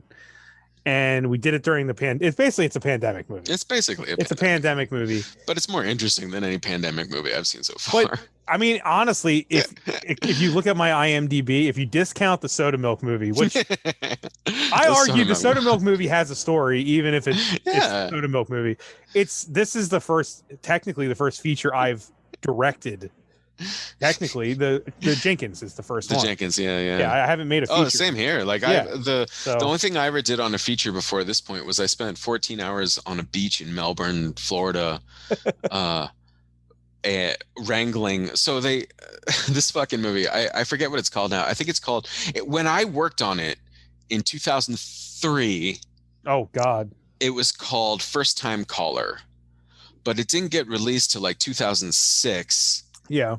And they changed the name to something like I'm Listening or some shit like that. And they spelled my name wrong in the credits and they never sent me a copy. So I've never seen this movie. To be clear, I've never seen this movie. What did you do on it? So I was out there to be a second. I was wrangling extras. Okay. And there were like all the seconds, we all went out there. We were locals. We just graduated and they were looking for people. And so we all went out there from Orlando. We drove out to Melbourne and we were the seconds. And each of us got a troop of extras to be in charge of. Okay. And I got the green shirts because they were all I don't know what the movie's about because they've never sent me a fucking copy and I'm not going to pay to watch this goddamn movie. But I was in charge of the green shirts. Everybody had their own colored shirts. Now, there are 2 big stories I want to tell from this set. Okay. But I want to mention that I only had 2 or 3, I don't remember, 2 or 3 extras, whereas like my friend had 14 extras and this one had like 22 extras. There were only like 2 or 3 green shirts. And I'm like, all right, guys, well, I'm in charge of you now. Okay, they need us. Let's get down there. Right. Okay. So here's my 2 stories. First, I dragged a fucking, 200-pound rock a mile down the beach on a dolly through the fucking sand because the director wanted this rock in his shot. How does a dolly go through sand? Not well. I couldn't say. I mean, I wasn't gonna carry it. I can't imagine that's like even working. It's just dragging it, really, right? It was so Jesus. I fucking dragged this thing. It was a nightmare. It was like dragging it on a sled, basically. There's no point to being a dolly. Like the dolly got it from the truck to the edge of the sand, and once we had sand, right. It was just me dragging a rock for like fucking. The dolly was like a handle at that point. It didn't matter that it wasn't helping. Exactly. Yeah. It just made the rock grabbable. And then like when I saw them set the camera, because I still haven't seen the movie, obviously I still haven't seen the movie, but I saw them set the camera up on the crane, and like I can tell based on where the camera's sitting that the rock is like at the bottom of the frame, and then immediately the camera starts booming up, and and I'm like, fucking die. I hate you. It could have been a JPEG of a rock they added Seriously, later. Jesus. It could have been a piece of fucking paper mache. I don't know why this directors love this goddamn rock so much. The other story that is not a very good story, but like I was the one dumbass who never put sunscreen on, and we spent 14 hours on the beach in Melbourne. Now, this is going to sound like an exaggeration. Okay. But you could talk to my friends, like Sarah Bachman. She'll back me up on this. By the end of the night, when we went to the wrap party, my face looked like barbecue chicken skin.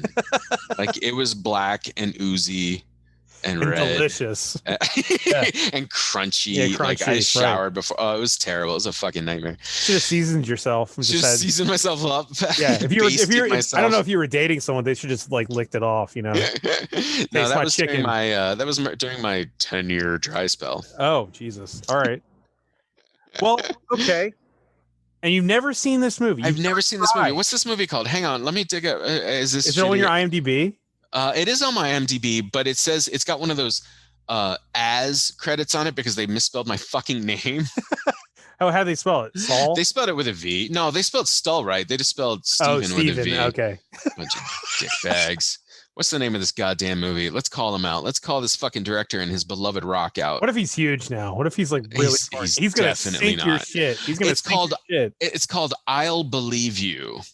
That's not a good title. It was directed by Paul Francis Sullivan. You hear me, Paul Francis Sullivan? I dragged your goddamn rock down the fucking beach and you never sent me a goddamn copy of the movie.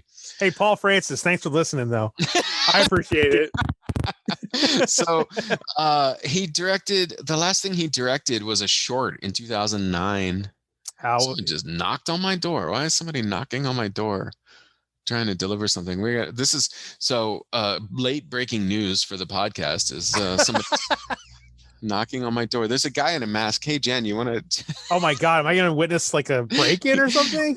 Well, I mean, the door is over there. Should I turn the camera around so that if you I don't know if you want to, but I don't know what's gonna happen. He looks like he's in a uniform. Is it your back door? No, it's my front door. Oh, okay. For some reason I imagine that's where like the geography. Yeah, you're looking at like I live in a duplex. Like the DVD space of your That's the apartment. Shared wall with the other half of the duplex. Okay. So the kitchen's back that way and the front door is right there. Okay, gotcha. So Jen's standing outside. Is everything okay? I don't know. She just went out there. It's just some guy with a fucking notebook. I don't know. I was going to say, to add to your story. Yeah. In 2009. Paul Francis Sullivan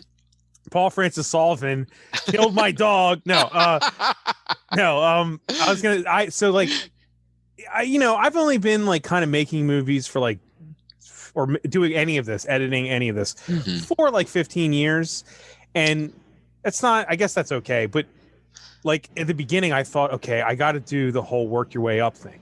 Yeah. And so my one buddy who went to film school got me as a PA on like a $50,000 production, which I thought at the time was like, it's huge. One of the worst times I have ever had in my life. I mean, number one, I was mostly on Firewatch, which if you know what that is, it's where you sit outside with the equipment to make sure no one steals it. I mean, Bob, that's called Best Boy. Get it right. Well, whatever it is.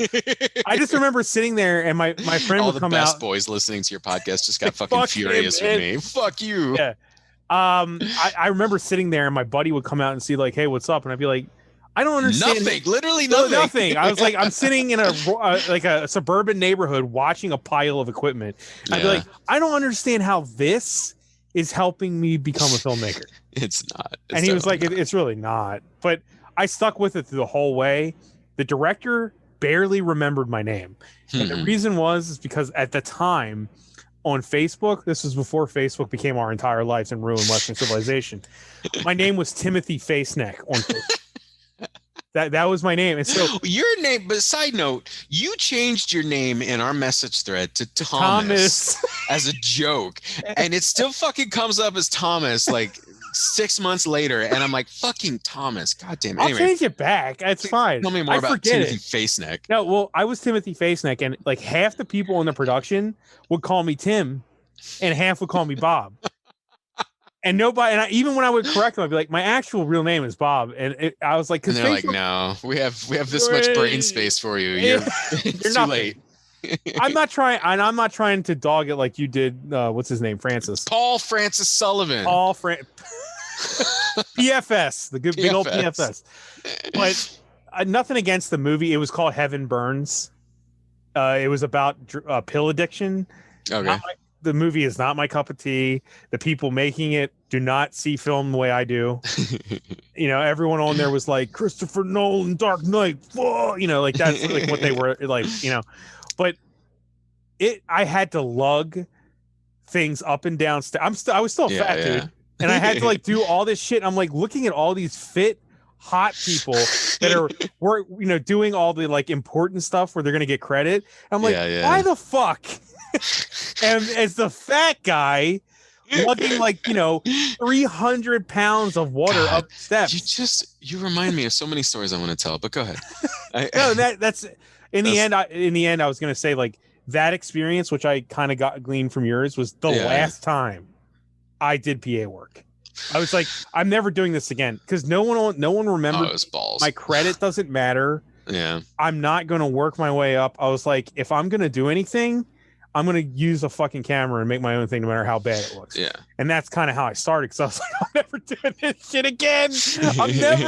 I am never carrying 400 pounds of equipment up steps again. It's just not happening. No, I can't blame you. Yeah. Okay. I have so many things to say. First of all, I was a volunteer for the Florida Film Festival for like 5 or 7 years, something like that, for a lot of years, for probably like 7 years. Anyway, okay. I was a volunteer for the Florida Film Festival, and it was a lot of fun, and it actually like literally changed my life, and I'll tell you how in a minute. But first, I want to say like they break their volunteers out into different like teams, right? There's the info team, which stands around with the little iPads and answers people's questions, right? Then there's the ticket taking team or the theater team that takes tickets and then cleans up the theater after the movie's done. I was always on event team. Event is a cute euphemism for manual labor team. The event team are the people who move all the furniture and set everything up, right? Ooh, whoever named that knew exactly what they were doing. In fairness, I knew what was going on, and I was like, all right, I'm a big dude, I can lift fucking furniture, I'll do it. So I would sign up for the event team, and during every single fucking year that I was a volunteer at the Florida Film Festival, which is a great festival, I have nothing but great things to say about it. You've always been very complimentary. I love the Florida Film Festival. It really did change my life. But like every year that we'd go to orientation, and the person who was the team lead for events would say, listen, we need people who can lift 50 pounds at least. All right. So if you got some burly folks out there, some bodybuilders, that's who I need on the event team. And I'm like, all right, fine, fuck it, I'll sign up, whatever. And I get there for my shift, and it's me, and it's two 98-pound 18-year-old girls and a 75-year-old woman. Every goddamn time. Oh, all right, I'm moving everything. That's how it's going to go. I'm going to move everything. I'm going to move literally every table out of the theater to the yard. That's what's going to happen on this fucking shift. Thanks. Thanks. So basically what you're telling me is Florida Film Festival is one of those friends who are moving and offering pizza and beer. That's exactly it. And you show up and like two other friends who will not touch a damn thing. That's like, I've been that guy. I'm moving. I have been the literal guy that showed up to a move, and I'm literally carrying a sofa on top of my back and walking up steps by myself. I've been that guy. I was I wiped out one time in the gravel, and like fucked up both my knees and like It's just forever. But that time I'm like hauling a table myself. I like heft it up like, all right, we got to get these out. Oh shit, I trip. Oh fuck, let me pick it up. And then I look back and there's like 3 people hauling the next table. And I'm like, these are 2 tops, man. These are standing 2 tops. Just fucking pick it up, you wuss. Oh wait. The 3 of you combined weigh what I weigh. I understand. That makes sense. Now this was what year was this? I don't remember. I mean, we're talking like last decade, or no? Okay, so the first year that I'm trying to gauge your youthfulness and health. The first year that I volunteered was 2013, and I did it for somewhere in the range of 5 to 7 years. The last year or 2, I took like a couple of event shifts, and then most of my shifts were driver shifts. So it's way less impact. It is, but you're farther away from. I don't know. Driver was great because you didn't have to wear. They never had the shirts in my size, so I'm always like sausage casinged up, with the fucking. Get that meat casing on your arm, Yeah. So I like drivers because you don't have to wear the shirt. You don't have to wear the volunteer shirt. You just kind of dress kind of nice. Yeah. And occasionally you get to talk. The appeal is that you might have to drive a star. You don't. You drive jurors. That's what you do. And the jurors are great people and they're important people in the world of film, but you don't recognize them. Yeah, it's not like you're driving De Niro or something. Right. Yeah, you drive the fucking jurors. Yeah, you're doing it for the popular one. For the pop. So you were in good shape. You were in better shape. I was in better shape than I am now. Not saying you're in bad shape now. I'm just saying. I weigh less now than I did when I graduated high school. That's good. Yeah. That's good. By a large amount, actually. By almost 100 pounds. Yeah. That's good. So I don't know. I guess I'm doing okay. Like the pandemic has been great for me. I lost weight during the pandemic, but I was very fat before the pandemic. It's like, when you're fat, you've been here. When you're fat enough where like you tell people, yo, I lost 50 pounds. They're like, fucking A. And then they see you and they're like, really? Yeah. I was like, I was so fat that losing 50 pounds literally visually makes no difference. It doesn't change it. Like it's a whole different level of fat that you don't understand, Yep. I know that level. I've been there since like puberty. Right. Well, I was going to say, like, if I go back to that film shoot, I know that I don't think I couldn't do what I did then now. Yeah. Just for my knees and stuff. I could never. I might even have. I don't back. Like my back and my knees, and since I'm past 40, like I might pass out just from like I don't know what, but I have a heart attack or some shit. Actually, I guess I don't want to crow or anything like that, but I have a herniated disc. Oh, and that's the source. And I could be a lot better than I am if I just did my back stretches, and I don't do my back stretches. Like I did physical therapy for a couple of weeks, and they taught me what I need to be doing, and I just don't do it. That's my. I am still doing fitness stuff. Sure. I went and I walked I did 5.8 miles today. I mean, 5 miles is good, man. It's in How long Florida. Does that take? It takes me. Okay, so I do. This time, the longest mile I did was like 18:30. So it takes me a little under 2 hours to do 5.8. Is what I did today. So it's like an hour 45 minutes I took today. I can't do 5 in one sitting. You know why? It's just balls. It's man. Not for me. I'm big enough. Florida is too much, but for me, it'd be my actual feet and knees would actually start. My feet are wrecked. Well, do you want to see the blister? No, don't show them. You sure? I'm sure they're great, but this isn't one of your movies. But like, I know that like you ever get to a point in exercising, which I'm assuming you do now. Like, I'm like, I could go more with my actual like cardiovascular health. Yeah. But I'm like, my legs are done. I got nothing left in them. I have to stop. I get there a lot when I'm walking, as I walk every day, and I get there. I'm like, oh shit, I gotta stop. My feet are on fire. You know. Yeah. I think I reached that point, and I swear to God, this is not meant as like some kind of humble brag or something, but I just keep going. Yeah. Because my feet are like, okay, so 3 days ago, I guess, maybe, I don't know, maybe more than that. Anyway, I put on a pair of socks before my walk, and I saw a little tiny hole in the bottom, and I thought, you know what? That's a small hole. That'll be fine. It'll be fine. Yeah. I got home after that 5.5 mile walk and had a blister about this big on the bottom of my foot. Like, all right, fuck, that sucks. Yeah. So then I switched to better socks and I took another walk the next day and got like a secondary blister stuck to the side of that one. You can't walk 5 miles with a blister on the bottom of your foot. You can, but I've done it like 3 days now. So here's Christ. the fun part. Okay. This is the fun thing. So yesterday I took my walk, and there was a point I did about 5.5 miles again, and about 3 miles in, I said, "Oh shit, my blister just ripped open," because I could tell. I could fucking tell. It was a sharp, sudden pain on the bottom of my foot, and my foot kept moving. I mean, a blister it's very specific pain. It's very yeah. Yeah. I was like, shit, ow, that really hurts. Do I need to stop? You know what? I'll just walk another 100 feet. And I wound up walking 2.5 more miles on top of it. So now it is a nightmare. I'd show it to you. I'm not going to show it to you. I mean, if you really want to show it, I'll look. I got a Band-Aid on it, and the big Band-Aids. That doesn't bother me. I just don't know if anyone watching would want to see it. No, it's for me. Actually, the problem is that the big Band-Aids only come in 10 packs. They don't come in like 60 packs. Right. So I don't want to pull this off and show it. Don't waste the Band-Aid. Dude, I actually, now I say that, I'll go on YouTube and I'll watch blister Dr. videos. Pimple. Oh, really? I love Dr. Pimple Popper, but there's one video, if you look up blisters, this guy burnt his hand on a stove. Oh, yeah. And it's like his whole palm is just lifted up. Oy. And it's like a doctor literally cutting into it. And I've watched it like 3 times. I'm not even kidding. Because there's all this juice pours out of it. And then it's just like...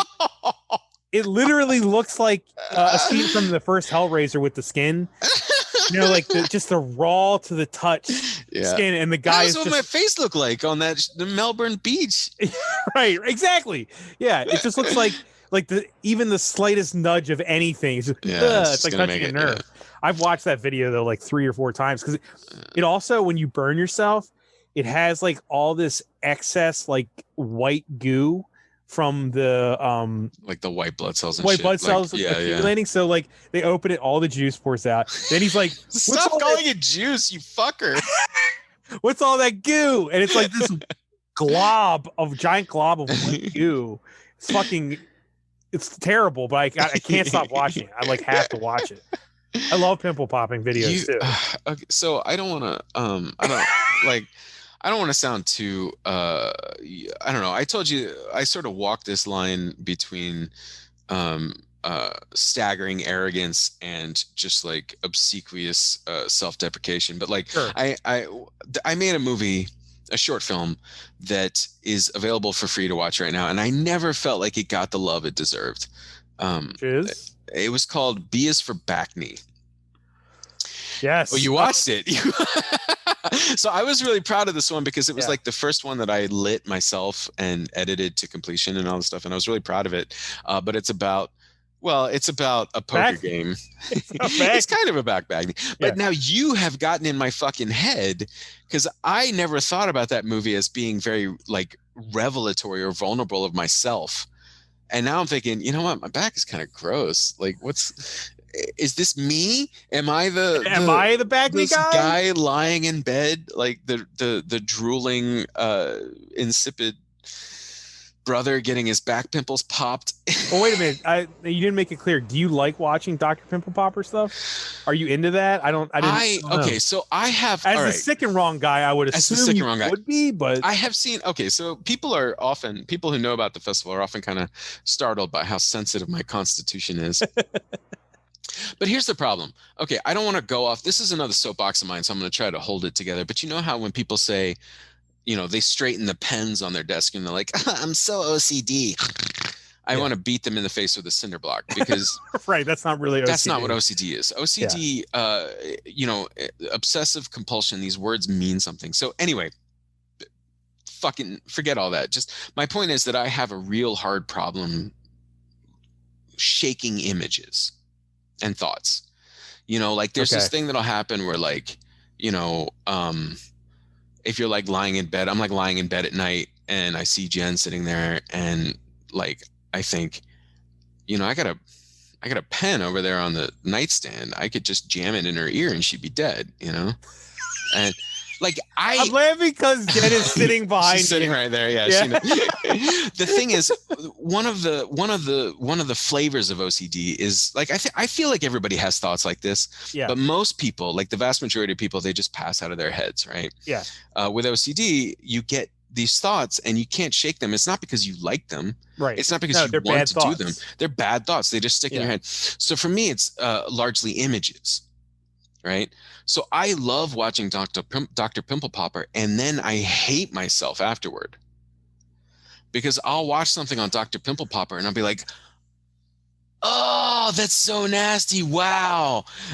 So funny. And then I click stop. And then the next 3 days of my life, it's just that thing replaying over and over again in my mind's eye. It's just oozing out again and again and again. So I will complain. That's like a living hell, man. It sucks, bro. It sucks a lot. It's terrible. So there was a dude who submitted a movie to Sick and Wrong this year, and I'm not going to name him, but fuck's sake, man, this guy submitted a movie that's I should say movie with air quotes because it's like 45 seconds long. It is a cell phone video taken over the top of his toilet. Right? It opens up and I'm already laughing. It's just a bloody pile of shit in the toilet, and then the toilet flushes, and that's the entire goddamn movie. That's the whole fucking thing. And like he's like he uploaded that. He spent money. He spent money to send this to me, man. That's the art. It's not the movie. It's not the movie. It's the troll. It's the troll. Yeah, that's amazing. So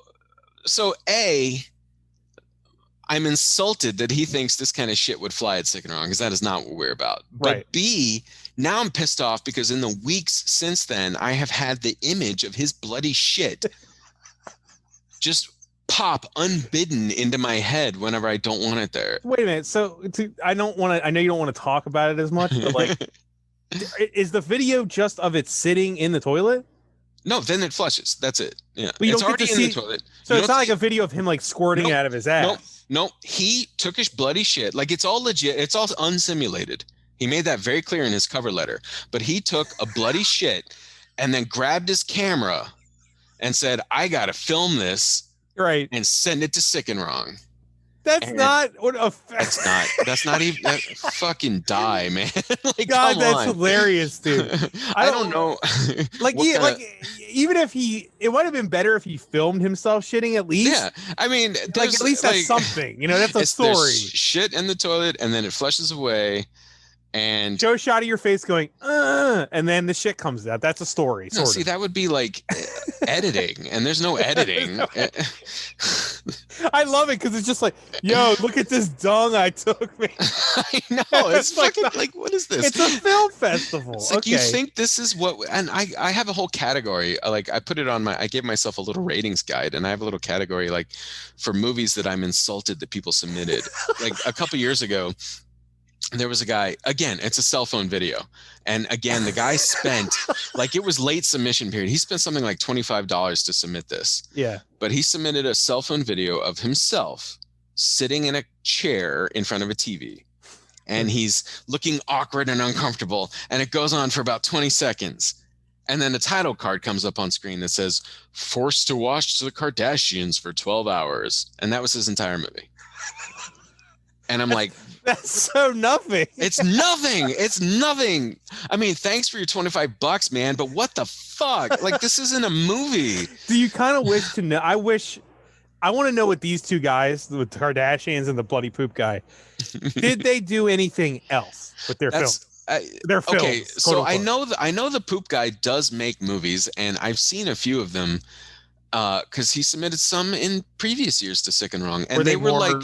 They were movies. They were movies. Yeah. I mean, they were. I guess, why do I have to be coy around this? This dude sent me a video of his own shit. Fuck him.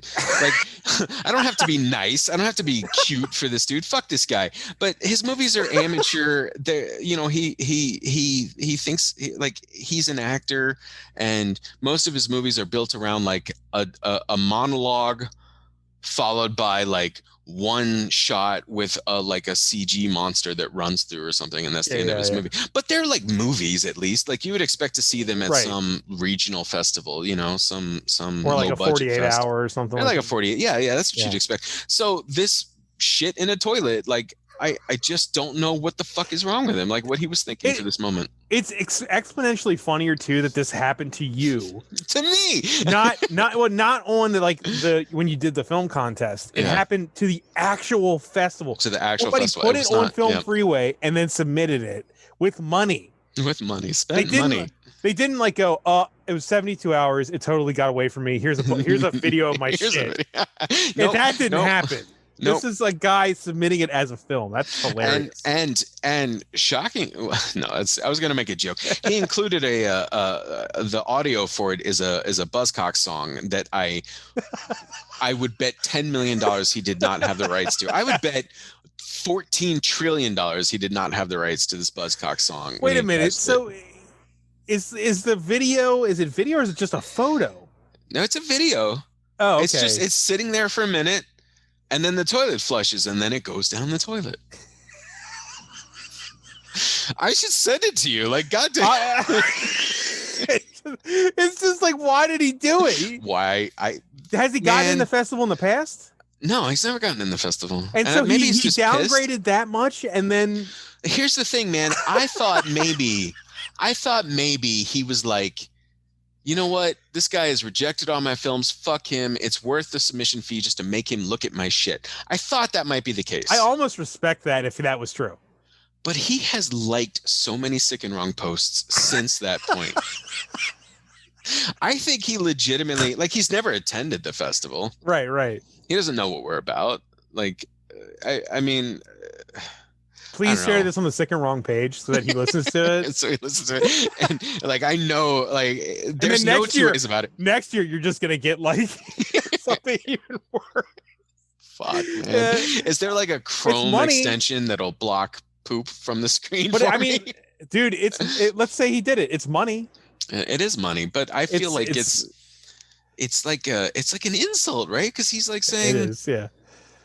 This is what your fest is. It is a shot of shit. Yeah. So this is what I can't decide. Which is worse? The idea that he thinks that it's worth the submission fee to troll me, or that he thinks that this is legitimately what the festival's all about. The second one. That's worse. I feel like that's worse. That's way worse. The troll makes it actually kind of funny, and there's some value there. Fuck you. You watch my poop videos for me. I'll watch a poop. I mean, I got a poop video coming up, and I guess I shouldn't say the name of it because I haven't watched it. I haven't decided if it's going to be in the festival, but there's this mission coming up called 4 Minutes of Trump Eating Shit. That's the name of the movie. I don't know. Maybe it's gonna be good. I don't know, man. Dude, it could be incredible. You don't know. It could be amazing. It could. I had a movie in the festival 2 years ago called Trump Blows Trump, and it was exactly what was on the fucking tin, man. It's like a 3-minute movie of Trump blowing Trump. It's amazing. I mean, last year, like during the pandemic, you had like the greatest poop movie I've ever seen in my life. Are you talking about The Discharged Murderer? Yeah. Holy so good. Shit. Jen loves that one. Yeah. No, I remember when I started watching, I was like, at first I was like, Christ, is it all this? And then all of a sudden I was like, this is fucking genius. It's so good. It goes so hard in one direction. It's like all bets are off. It's so good. But, it's a detective noir. Like it's a legit noir like the script movie. Would work if it was humans. Except everybody is poop. Everybody is like legitimately poop.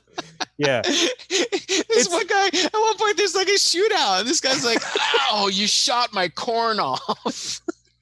Yeah, right. But it's so good. Oh, it's so good. And then the big turn happens. Yeah. Oh my God. Oh, it's so fucking good, man. I don't want to ruin it. No, but that's like it's funny because like you say poop video and it can mean either that masterpiece or the thing that you got this year. Fucking guy, man. I just like, come on. Like, I almost want to reach out to the guy because I think he sent me a friend request a couple of years ago when the first time he submitted. I almost kind of want to reach out to him on Facebook and be like, can you please just let me into your mindset? Like, are you making fun of me? I need to know. Just let me know. Are you fucking with me, or do you think this is the festival? Because if you know what, if he's listening to this right now, Yeah. And there's no chance. It's He's well, probably I don't not know. going to, yeah. We might have overlapping social circles, but if he's listening to this right now, dude, you know who I'm talking about. You know I'm talking about you. I will give you a free ticket to this year's festival to come down and just look at our movies. Just look at one fucking block and Yeah. tell me that you think your movie belongs. I mean, he can literally go there.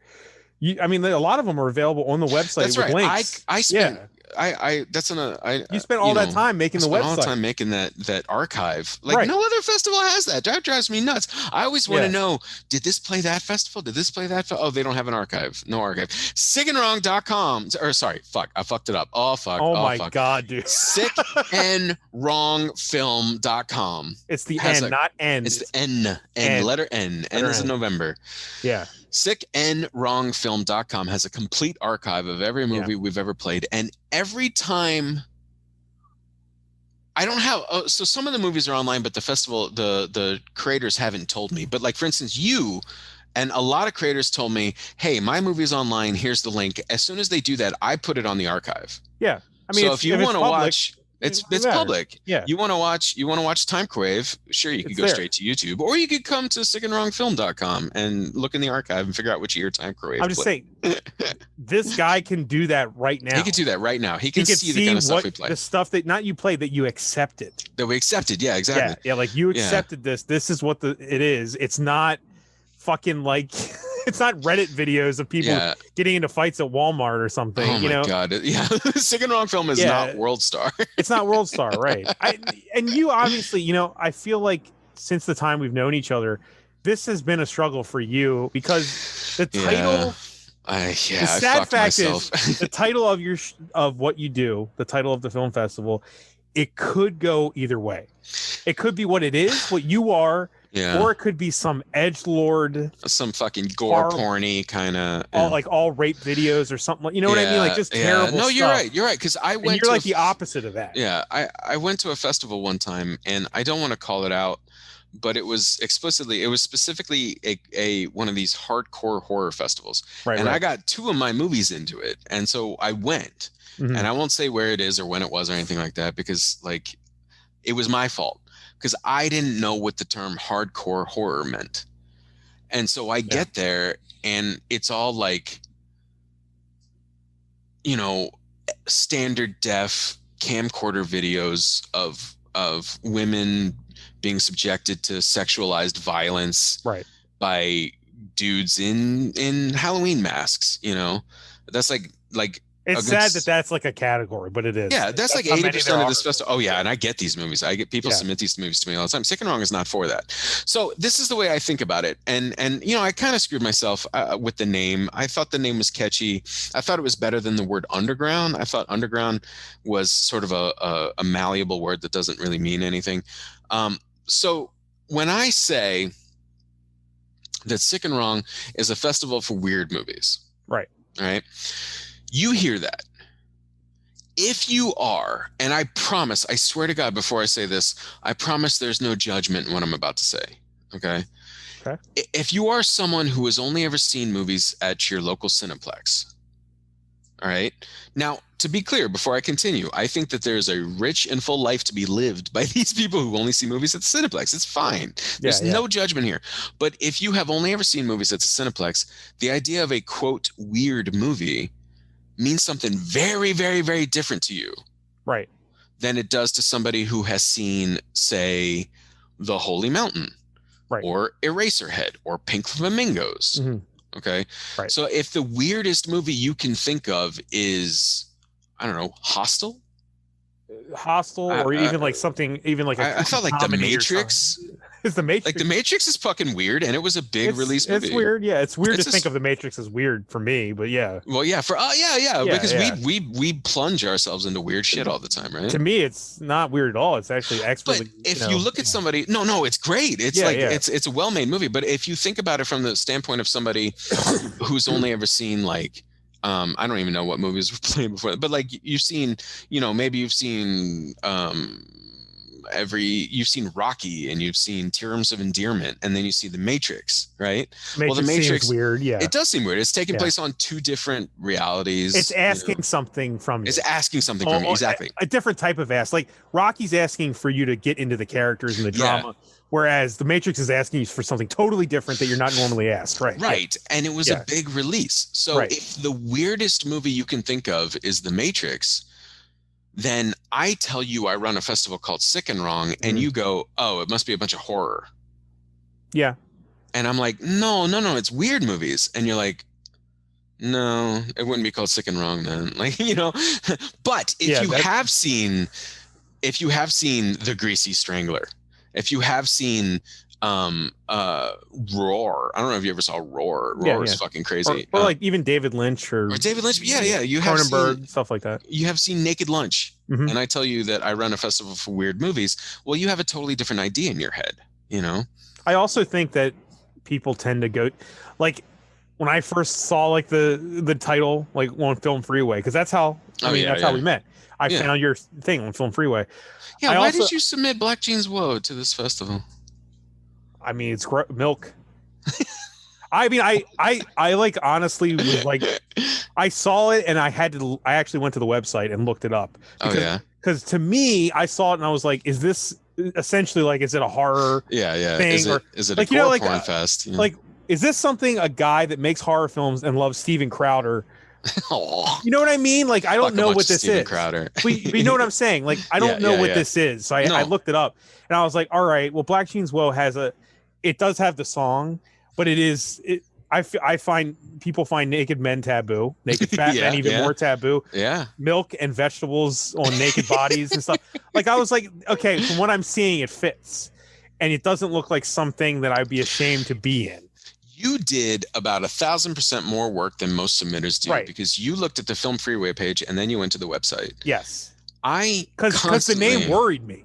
The name literally worried me. So for the record, I loved Black Jeans Woe. Right. And Fat Jeans Woe. Sorry.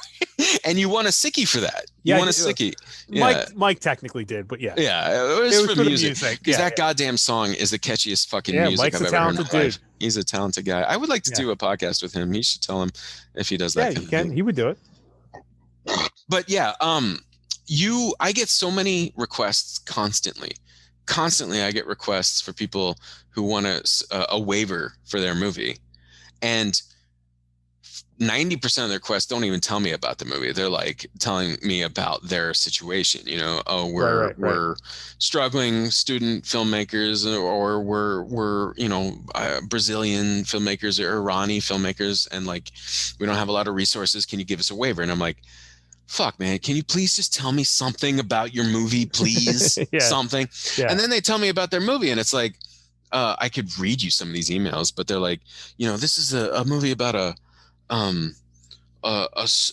struggling, an ex-husband struggling against alcoholism to try to clean his act up to reconnect with his estranged teenage daughter. And I'm like, what? Yeah, like, what does that have to do with Sick and Wrong, man? Like, that might be a great movie. Yeah. It might be fantastic. Yeah. Why do you think it should play at Sick and Wrong? Like, what are you thinking? I think some people just want to be in festivals. I don't think they care. Yeah. And in fairness, I'm putting a lot of weight on the filmmakers. I don't want to.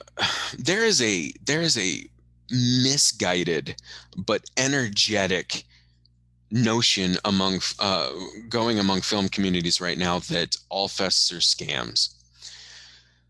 I think this idea is grossly misguided and grossly misinformed, but there are a lot of filmmakers. No, let me rephrase that. There are a few filmmakers who have got it in their heads that all fests are scams, and therefore they are now being very, very loud in online communities about this. And villainizing them type thing. Right. And it's crap. I think it's because it doesn't give them what they expect. It doesn't give them what they expect. Exactly. Yeah. Like I will tell, well, but let me finish my thought and then I'll go for it. I think these people are tragically misinformed and misguided. Mm-hmm. However, we live in a complicated universe. I have also been to festivals where I look at the programs and I think, what the fuck was your mission statement? You just accepted everything. Yeah. You just accepted all kinds of random shit. Yeah. Like these things don't belong together. There's no artistic voice to this festival. And I think, yes, a festival should have an artistic voice. Right. I think a festival should have a mission. And I think there are a lot of festivals out there that don't have a mission. And instead, they want to say yes to as many people as they can because they get to be the good guy to as many people as they can. And they end up with this fucking mashed potato lineup that doesn't make any sense together. Right. So it has no personality. It has no personality to it. Yeah. So like, you know, I say, oh, my festival is sick and wrong. It's for underground movies. It's for midnight movies. It's for weird movies. It's for uncategorizable stuff. And you say, yeah, I've heard that before, but I've been to festivals that accept everything. So I'm just going to ask if I can get into yours. If I can just get it. Yeah. Also, I don't actually know about this subset of people that are now against film festivals. I haven't experienced that, thankfully. Yeah. But I'll say this, like, number one, this friendship, Stephen and Bob, our friendship with Kate and Sophia and Michael, even the fact that we made a movie this year. I was going to make a joke about, like, if anybody asked me, I was going to say, like, oh, it's great working with Rob and Katie and Sophie and Mike, or Sophie and Mick. Fuck. Mick. Yeah. Mick James Epthop. Yeah, no, I was going to say that, like, we've talked about this, all of us together. Because you're in Florida, I'm in Baltimore, they're in California. Kate is she's in British. I mean, like, yeah. She's in. I said she's British, but whatever. Yeah, she's not listening to this. She's too busy working on actual Hollywood movies. Anyway, yeah, she's busy directing the next Marvel, Captain Marvel. Captain Marvel, right? What I was going to say is, though, like, we've talked about this. We all are very aware that festivals are not a stepping stone to Hollywood. Like, yes. Like I don't know if you take offense to this. I don't view Sick and Wrong as some sort of, like, rung on a ladder or anything like that. No, so, it's not. I don't think you view it like that. You know why you're doing it. You're doing it to display movies you love and to get the word out there to like-minded people about movies they would like. I mean, right? Is that not? Am I off there? You're not. Sorry, I'm letting Kate know what you just said. You could tell her after. Okay.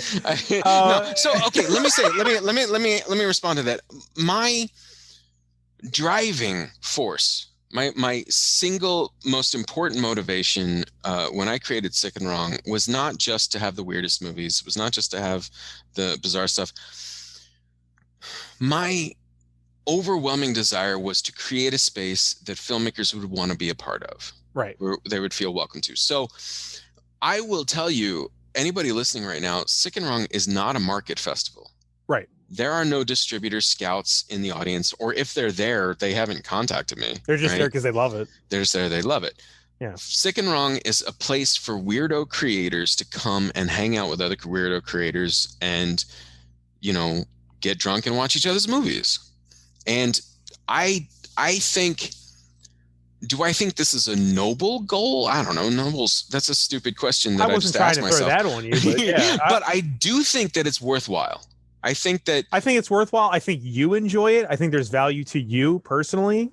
Like, you have created a community for yourself with people who love and make things you love. I mean, and they've gone on to make things together. That's something that's been really important to me, is like they've in fact, like, you know, I don't want to suck my own dick too hard here, but like, you and Kate and Michael and Sophia all met each other through literally a Sick and Wrong Zoom. Right. I put a Zoom together because I just grabbed, like, I picked filmmakers who seemed very different, but who really seemed to sort of embrace what it was, what the festival was, and I used you guys as PR. Yeah, and that was kind of my point. Was we have all talked about this, and what those people that are denigrating film festivals, they're only looking at them as they're like a ladder. If I get into a festival, then I get into this and I get into this. Mm-hmm. I'm directing Captain Marvel. Right. My 4-minute movie played at the Boise Underground Film Festival. And so far, Universal Studios has not called me. Right. Fuck film festivals. Right. To me, now, that's what I'm saying is we're proof Mhm. And we've actually discussed it, that the actual value is just meeting other like-minded people, It's the community, possibly making new friends and new connections, new collaborators. That's kind of the point, people. I will It's say, it, okay, right? it could be something. I don't want to. Okay, so I have said many times. I have said that exact thing 8.5. many times. I have said many times that the Florida Film Festival changed my life, and that's true. It's 100% true, and I can tell you exactly when it happened. It was 2013. Okay, now I had made, so I went to. I'll leave this for your visual watchers right now, not your listeners. They don't get this whole joke, but I went to film school in 2002. I mean, that sounded like air quotes. So it sounded like air quotes. Yeah.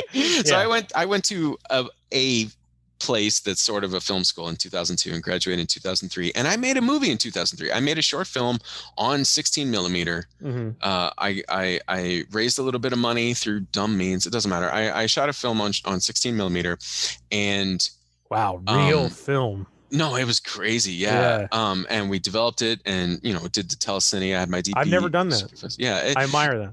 It was great. Yeah. But when I look at that movie now, I think that's not me. Mhm. So I went from 2003 to 2013 without making any more movies. And it was because I didn't really know who I was as a maker. Right. Then in 2013, I went to the Florida Film Festival. I volunteered that year, and they had a midnight shorts program. And I said, what's that? That sounds weird. That sounds interesting. I'll go watch that. And so I went to the midnight shorts program. The first movie, and I'm sure the guy, like, I tagged him a few times on Facebook when I've said this before, and maybe he gets embarrassed about it. If you post this, you should tag him again just to embarrass him again. But there's a filmmaker named Steve Gerard, and he made a movie called Wowed Up. Say it again. Wowed Up. It's WAWD. Okay. AHP. And it's on Vimeo and it's on YouTube, and you should go fucking watch it right this goddamn minute. I'll watch it after we're done. It's incredible. It changed my life because it was the first short in this block. And it was the weirdest thing I had ever seen in my life. Yeah. And it wasn't just like, I had seen Eraserhead. Mm-hmm. I had already seen Eraserhead. But Steve Gerard's short film Wad Up taught me in 2.5 minutes that filmmaking could be whatever the fuck I wanted it to be. Yeah. That it wasn't tied like my mom, when I first went to film school, my mom was like, "Oh, I can't wait to watch you collect your Oscar." And I knew she was wrong, but I didn't really know why at the time. Right. I was just like, "Oh, I want to make movies. I want to make important movies, I guess. I want to make movies about stuff, whatever." I think that's what's instilled in us naturally. It is built as. So this movie, I'll tell you, I'm not going to spoil it because there's no spoiling it, because there's literally you can't spoil it because what happens in it is so just mind melting that there's no preparing you for it. But it starts off with this white cornrowed guy rapping. Okay. And he then cuts his own head off and continues to rap. And then his body takes his head into a bathtub and starts fucking the neck stump.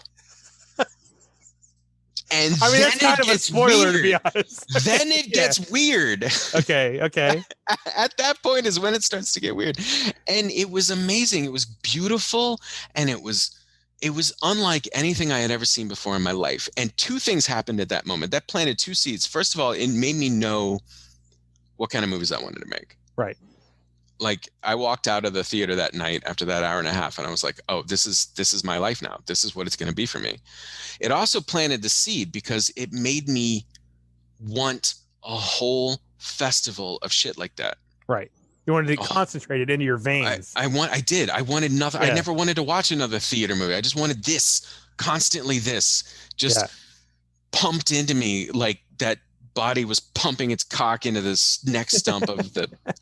Anyway, so the next year, is when I made my first movie that I consider my first movie of my oeuvre. It's not Right. great. Like it haunts me because I think the script is too good for the level of filmmaking I was capable of at the time. Right. Like I had good actors and everything. I don't want to say anything bad about the actors or my crew. You meant the production and like the voice. Yeah, Yeah. it's me. Yeah. Like the failure was on me. I was not a good enough director at the time to make the movie that the script. So I'm haunted by the script. I want to remake this script. But I started making weird movies then.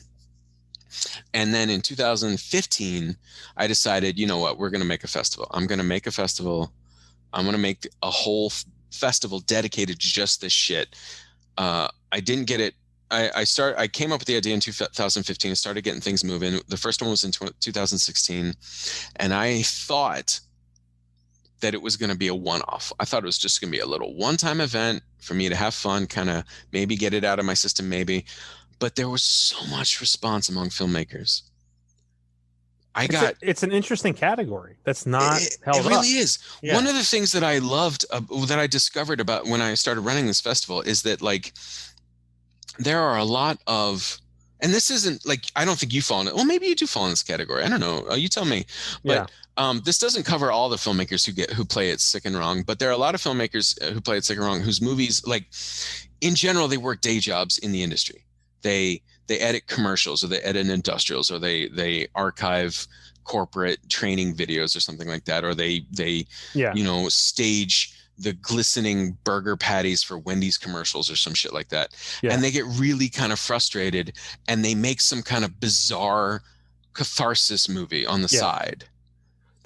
Okay, so if I'm honest, that's 100% me. Is that you? Okay, that makes sense. Because at the time I was not only working as an editor, I still technically am a freelance editor, but I was on like involved with 2 or 3 friends on giant, never-ending projects that I didn't have a voice in, and they were using up all my personal time, and I was so angry about it.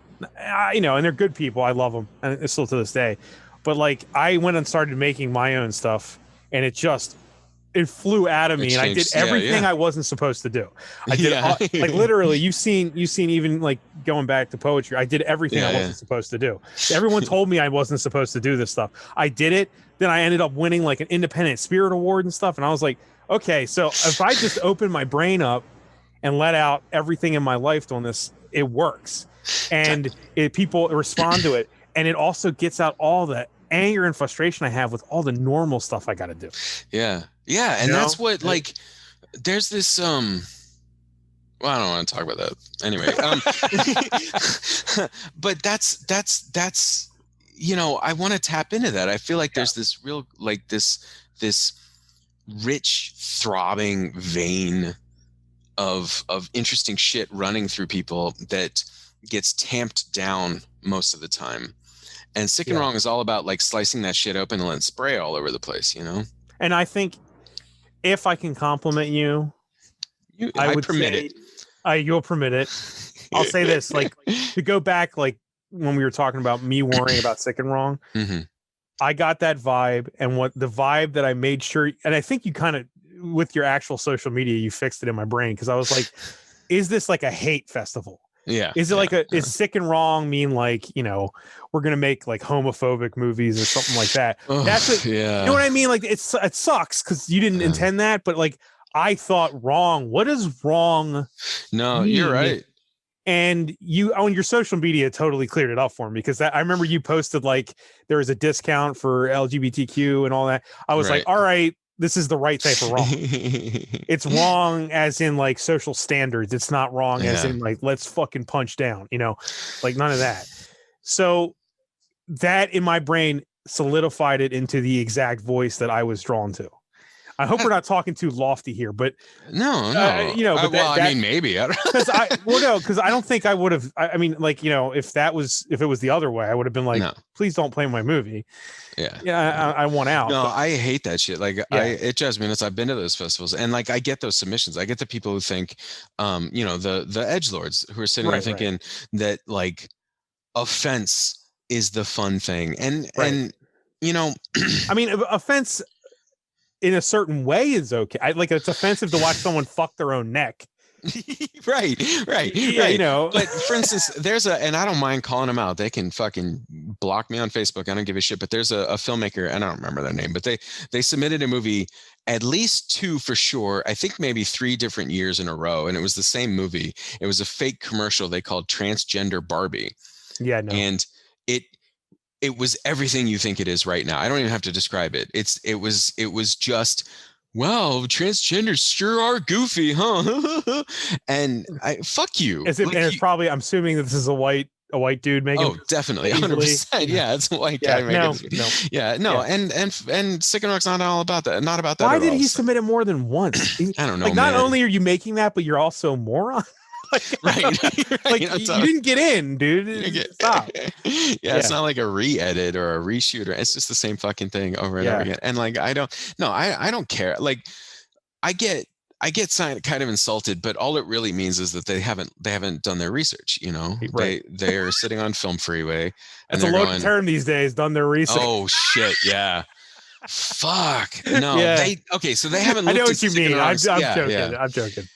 But I mean, like, I guess I should not complain about it because they're subsidizing the filmmakers I do want to come to Sick and Wrong, but I don't want, like, one of the stories, you know, Mike and Sophia.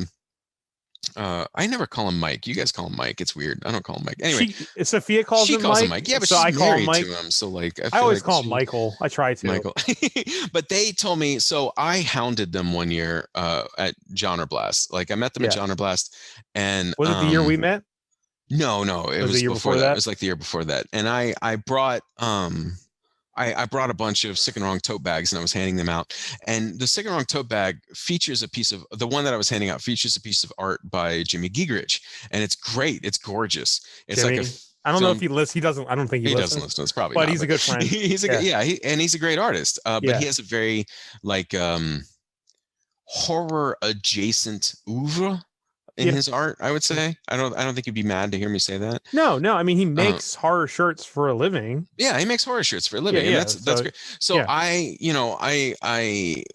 foisted one of these tote bags off on Sophia and Michael, and you know, I don't know, I probably tried to talk them into watching my movie, and they were totally justified in thinking, okay, well, here's a dude, he's a big, fat, shaven-headed white guy with tattoos all over his arms. He runs a festival called Sick and Wrong, and here I am looking at a tote bag with a tentacle and a panty hanging off of it. You know, this guy's a total edgelord, right? Right. Yeah. So I don't fault them for that. I'm not mad at them for that. But then they watched my movie, The Jerry Show, and they were like, oh, this is different. And like, you fast forward a couple years from there, and you know, we've been working on features together now. We've been working on these projects together, and that's the thing, is like, they didn't do any research. I forced it on them. They had to watch my movie. I promise I'm not an edgelord. See? Yeah. See? Yeah. Look at me. Look at me. Yeah. You do have kind of, I mean, the sad part is, it's not your fault, is that your look and the name of your festival. Right. Like, I get the same thing, man. Look at me. I like, you know, people. I don't know what I would change it to. I don't know what I'd change the name to. Well, no. What I'm saying, I was just talking about your person and everything about you. It could go one way easily in people's minds, and you like, it's not your fault that you have to be like, hey, I'm not like I look. I promise I'm not like I look, please. You know what I mean? Like, people see me, and I've gotten like, are you in a heavy metal band?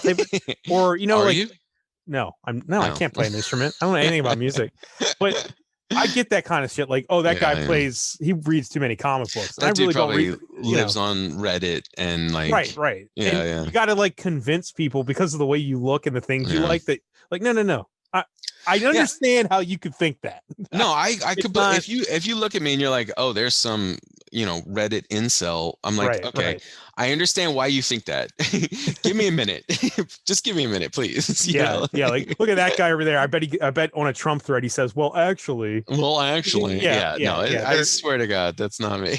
It's not your fault, but you kind of have to do the work. Yeah. No, I understand it, and you know, I'm totally comfortable that. I mean, I'm a white cis man. Like, right. That's the amount of effort. Like, that amount of effort to get people to give me a chance is is to get good people to give you good people. Right. It's like, Yeah. it's nothing. It's, compared to what other people have to fucking fight against to overcome, prejudices Also, against their appearances. I don't give a shit. It's fine. I'm to argue all right. to argue in Michael and Sophia's favor, the filmmaking world. I said they were right. No. I'm not saying you were arguing against them. Okay. But as we know, the filmmaking world is filled with a lot of edgelord white dudes. Oh my God, bro. Like you're literally walking through a minefield.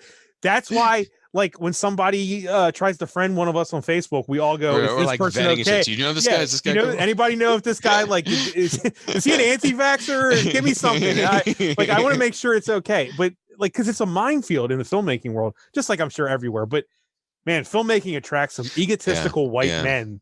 Oh my God, that are capable of quite the atrocity. That's true. Yeah. That's 100% true, man. And they submit their shit to my festival.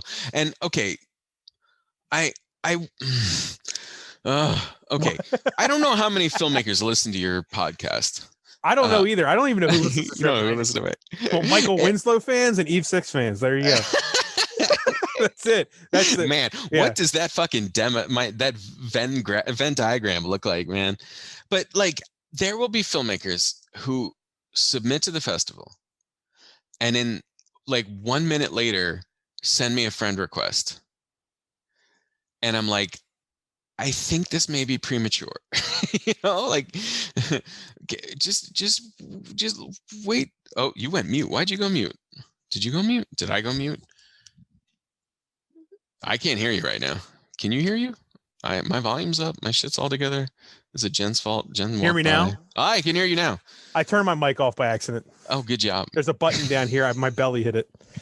Yeah, I'm gonna put it in a safe place. Anyway, go ahead. I'm sorry. Yeah, so like, I don't know why people do it. They submit to your festival and they immediately send you a friend request. I guess assuming that makes it more likely you'll select them or something. Anyway, my point is, like, that's awkward. It is really super awkward because I was in the past. First of all, let me say, anybody listening to this right now, if by some fucking miracle you think I sound like an interesting person, I welcome you to send me a friend request. However, if you think, oh, I'll send him a friend request because he'll be a good networking contact, don't do that. Fuck, do not network with me over Facebook. It's the worst. I have like 300 friends now who are nothing but I've never interacted with ever. They just send me friend requests. And there was a point in time where I was just accepting off friend requests as long as you weren't like an obvious piece of shit. Right. So anyway, my point is, like, I have accepted friend requests. I've been less picky about it in the past from people who submitted, and then I rejected their films, and then they started getting really fucking weird in my comments and stuff. I'm only laughing because of how, like, but that's really funny. Like from an aerial view, that is hilarious. Those messages, yeah. It's this guy fucking hates me because I did. It's like a Seinfeld bit or something. This guy hates me because I didn't let his film. Right. I used to get I actually got some good advice. I shouldn't say actually, like, Jason Tostevin knows his shit. He's a guy who runs Nightmares Film Festival, which now he looks like Thor. Now, he's like a sexy man. Thor, man. He's fucking gorgeous in that photo. Shit. But he runs the Nightmares Film Festival, which is a horror film festival and a fun horror festival that I've attended. But I used to, in the early years of Sick and Wrong, I would customize my rejection letters and try to make them sound as personable as possible and be self-deprecating, put all my humor in and put like a page. And I would get hate mail. I would get vicious, bloody hate mail from people when I sent the rejections out. So for the last couple of years, he gave me the piece of advice. He's like, don't do that. Just say, thank you for submitting. You're not selected. And I basically do that. I just say, keep it nice and short. And hate mail stopped. The rejection hate mail just came to a screeching halt. Yeah. I don't know what it is. I revealed myself to be human, and they're like, yeah. Also, anyone that would get mad at somebody for rejecting their movie, it doesn't know what this is all about. Like, it doesn't know the point of submitting to festivals. I don't know about you, but I've been rejected from like hundreds of festivals. Oh my God, dude! That's what this is. except for yours. Except for mine. And that's why we're talking right now. Because if you rejected me, fuck you. Yeah. But, so sorry for the people listening to this instead of watching this, but Jen, it got a little dark. It's now like close to 8:30. So Jen turned on the living room lights. The mix of the yellow fluorescent lights and the white sunlight that's still coming through a little bit through the window now makes me look like a erect penis. Like I'm purple. My whole face is purple, and it's a Zoom call. It's not supposed to look good. I don't know. You don't look like a penis. I mean, I got some natural light coming out of there, but I mean, whatever. I got warm room lights, so I don't know. Yeah, I got the warm and the cool, and together it just looks like I'm a purple dude sitting in the middle of a nice, warm, homey room. When I thought about trying to figure out a way or buying something that I could hook my good camera up to my computer, I was like, man, I'm gonna have to make a whole setup. I was like, fuck that. I'll just look like shit. Nightmare. I'll just look like shit. I don't care. I swear to God, I don't care. They don't build these things. Like you can't just plug it in. You can't plug it in. I bought one of these. Yeah. I didn't. Okay, so there's a piece of advice. There's a device called a Cam Link that I have never used because it costs $300 goddamn dollars. But I did buy the $10 knockoff of the Cam Link, and it kind of sort of works. Yeah. But like I connected for the birthday stream on Sunday, I connected my Canon 5D up to my camera with the Cam Link, and like it just takes whatever would be showing on the back of the camera. Right. Which means I'm getting those letterboxes, I'm getting the weird fade, and I'm getting the focus box, and I'm getting all the readouts and stuff. And you can make those go away with hassle. But in the end, it was such a fucking pain in the ass. And then you got to set your camera up. You got to get a fake battery adapter and all this shit. and you got to have something to plug it in because the battery was going to die after 3 hours. And so I said, fuck, I'm just going to use my fucking laptop. I literally spent like the last week looking into it myself. Like for some reason I was just like, how can I, because I have this Mac right here. It's 2013 Mac. Yeah. The camera is just atrocious. I don't know why. It's just I didn't know 2013 even had a camera in it. Yeah, they had a camera on it. But that's why I'm doing this on my laptop, because the camera is marginally better. But I was looking it up, like maybe I should buy like a high quality webcam and and maybe a mic setup and all this. And I was like, I looked into it and I was like, I'm gonna have to spend what to do all this properly? And I was like, I've been using my fucking laptop and my headset. Fuck this. I don't care anymore. Dude, I bought this webcam that I used. It's kind of a high res webcam, and I used it for all the Jenkins stuff that I shot. At least here, the production meeting stuff that I shot for Jenkins. And you guys all said I look weird and it's all bizarre and strange.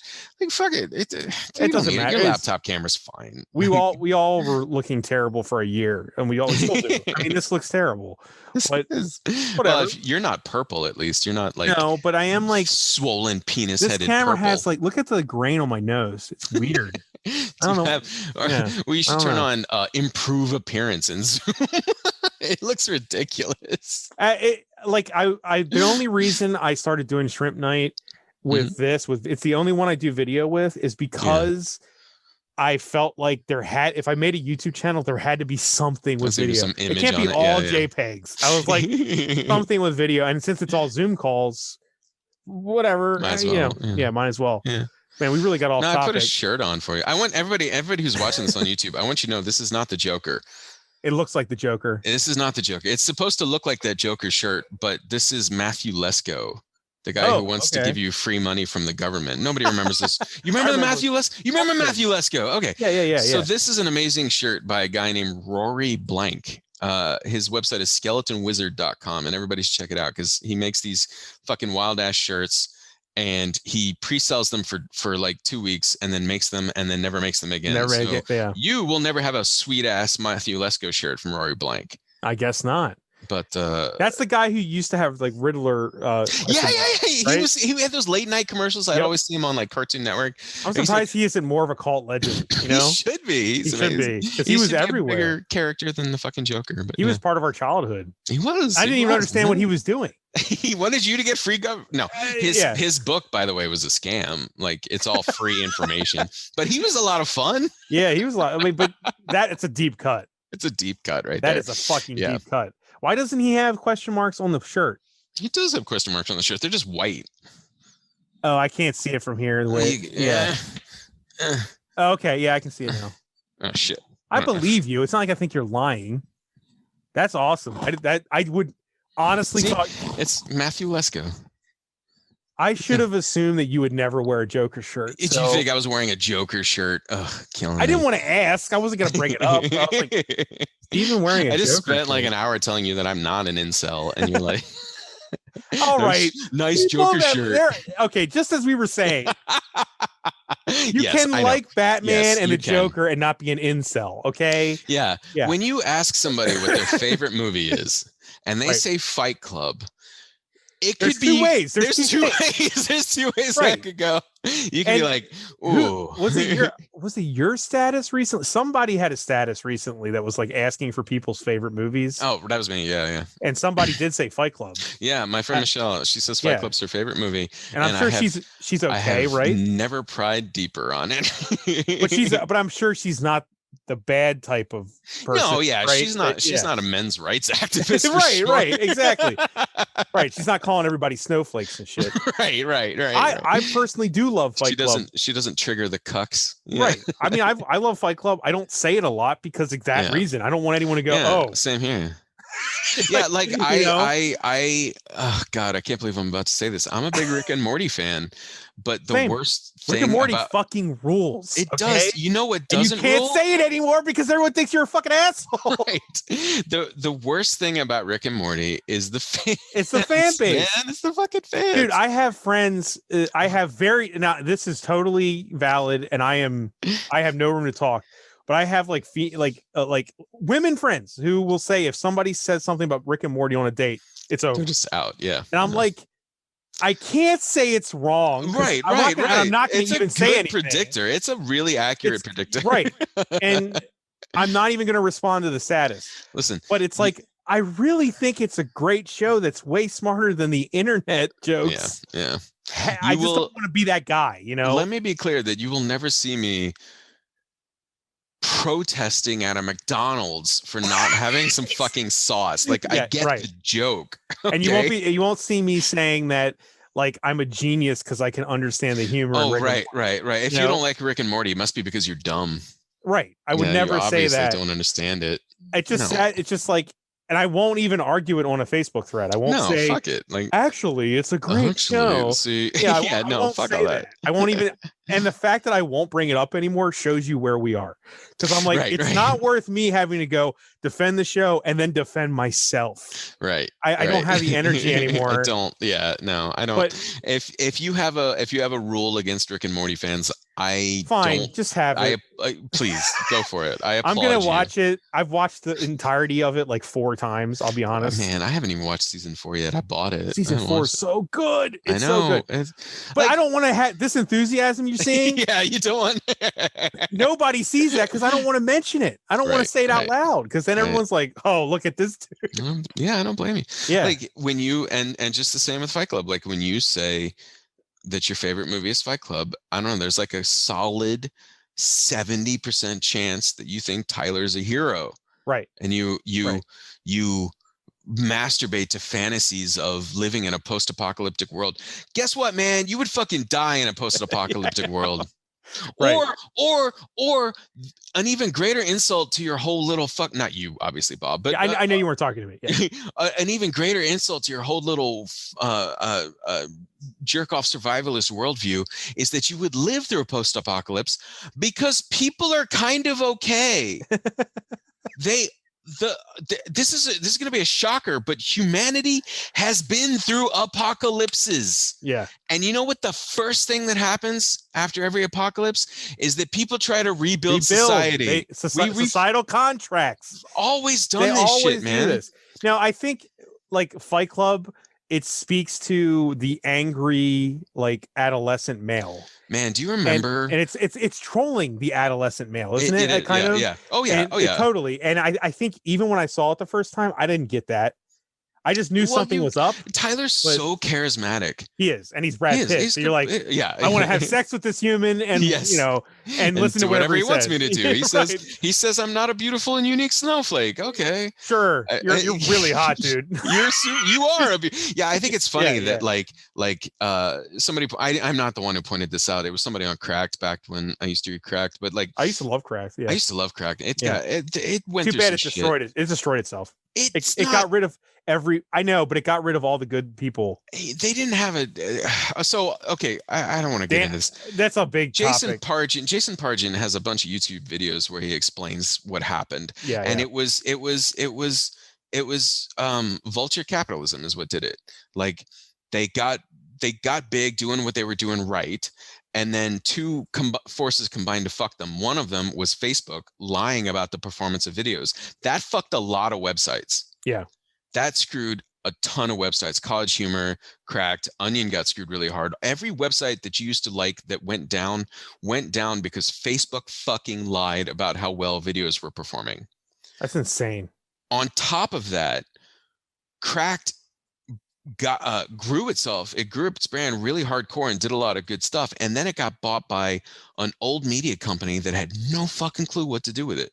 Or why it was working. Yeah. Yeah. And so then they couldn't capitalize on it. And so they sold it to one of these vulture capitalist firms that just kept hacking away at it. And now it's trying to build back up and it's doing better now. But like the point is, like, it's not in its heyday anymore. That's for sure. I shouldn't even Dan O'Brien, right? And Dan O'Brien. God, he was funny. He was hilarious, man. He still is hilarious. He's just not hilarious on Cracked. Yeah, he has his own YouTube channel. He's also a writer on The Daily Show, I think. Or no, that's Soren Bowie. Soren Bowie's on The Daily. No, Soren Bowie's on American Dad. Whatever. Also, it's the what's his name? Why can't I think of it? The guy who wrote John Dies at the End. Jason Pargin. Yeah, he came from Cracked, right? Yeah. Well, sort of Cracked, and he. There's a weird.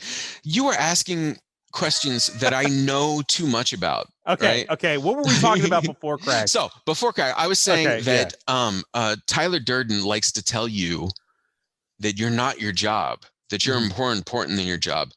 And then you see Tyler Durden is kind of his job, right? He's an independent business owner who, he makes soap, and like everything he's doing is based on like the money that he makes. His independence, his living is based on the soap that he makes, and the crimes he's committing are all based on making more soap out of like human fat. It's just a weird irony. He's a hypocrite at almost every He's turn. a hypocrite. Yeah. And that's the thing, is that he is a unique, beautiful snowflake. He is a unique, beautiful snowflake. Yeah. So, he's a cult leader. Yeah, exactly. Right. And so if you tell me that you love Fight Club because of what it says about like humanity, I can be like, oh, okay, all right. But if you tell me you love Fight Club because, that's your fantasy, is to reject society and blow up a corporate artwork and right. Fuck, no, we're not going to hang out, man. No. Sorry. It's not going to happen. I think even, what was it, that College Humor, they did a video where it was like the Bro Movie Awards. Oh yeah. And then at the end it was like, and our best picture is, just like after the last 3 years, Fight Club. Fight Club again. Or it was like Jared's Fight Club DVD. That's funny. Yeah. I mean, it's, you can't say you like Fight Club in public anymore. I don't know. Yeah. I get it. Well, be careful, because the people we hate also probably complain that you can't say you love Fight Club anymore, right? How about that? Okay, yeah. What are me and you afraid of? We're afraid of people we actually respect as good people thinking we're a bad person, or that holds bad values. They're thinking something. They're thinking of cancel culture or something. There's a phenomenon, like, how it is. I don't know if it happens to you. You live in Baltimore. I bet you have more weirdos in your life than I do. I mean, it's like, Baltimore, dude. It's Baltimore. That's why I say Sick and Wrong would thrive here. I'm not telling you to move. Would it thrive, or would it get lost in the shuffle? Because I feel like maybe there's no film fest like Sick and Wrong in Baltimore. No, okay. Well, I think about it a lot. I think about it because like Florida sucks. But like, what was I saying? Oh yeah, like most people, they have enough room in their brains to assign you one trait. Yeah. And for a long time, regrettably, the one trait most people assigned me back when I lived in like Augusta, Georgia, the one trait people assigned me was, oh, he's the guy who really likes Tool, the band Tool. Okay. And because of that, people would say things to me like, oh, you like Tool? You love this friend of mine. He likes Tool too. And then I meet that friend and I hate him and want him to die. And I took to explaining to people, listen, I do love the music of Tool. I'm a big fan. I love the polyrhythms. I love the you know, I'm a sucker for all the structure of these songs, and I like them a lot. The worst part about every Tool show I've ever been to was the people at the Tool show. I can't stand them. They suck. I would say the same thing for me, except it would just simply be film guys. Yeah, like you know, film guys. I don't feel like it happens now, but like like 10 years ago, people were like, "You gotta meet my friend. He's so into filmmaking. You love him." And then I meet it, and they're like this film school fucking pretentious prick that I can't fucking stand. It's like saying, "Oh man, you love this guy. This guy loves art." Yeah, like everyone loves movies. Everyone, what are you insane? Wait, are we talking Dada? Or are we talking like Renaissance? I don't know, or Impressionist. What right? You know, like right. Are we talking Basquiat or are we talking Caravaggio? You know, there's so two many different subcategories. Yeah. Here. Usually, though, I feel like I was introduced to people who were like your standard film school Oscar contender people. You know, Yeah. like they're not my deal, because the two things, the most of the things I love are not usually what the Oscars are putting up there. I've loved Oscar movies. Don't get me wrong, but like. If you're like that, if you're like a film school guy who thinks you're going to be standing on that stage one day and you're the next Scorsese, we're probably not going to get along. It's not going to be. Yeah, it's like my mom. I love Scorsese, and we're not going to get along. We're not going to get along. Yeah. I never had the heart to explain to my mother why she will never see me winning an Oscar. It's not even something I aspire to. Right. I mean, I would want to win one just so I could get up on there and say weird shit. What did that guy say? What did he do?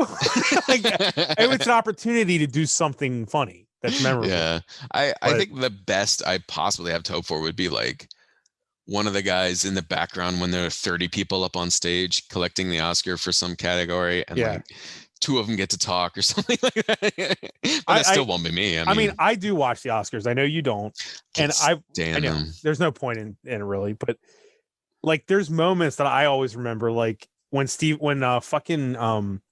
Peter Jackson won Best Director.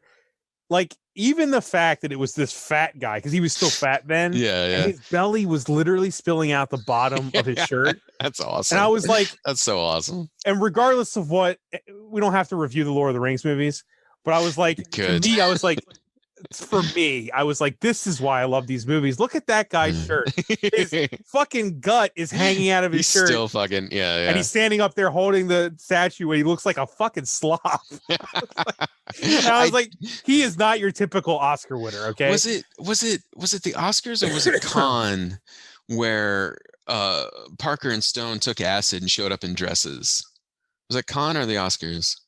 I think it was the Oscars. But I know either what you're way, talking about. It was the Jennifer Lopez dress and the and they're just like fucking tripping balls hanging out at this festival, like right. And I was like, back then, even I was like, okay, these are my people.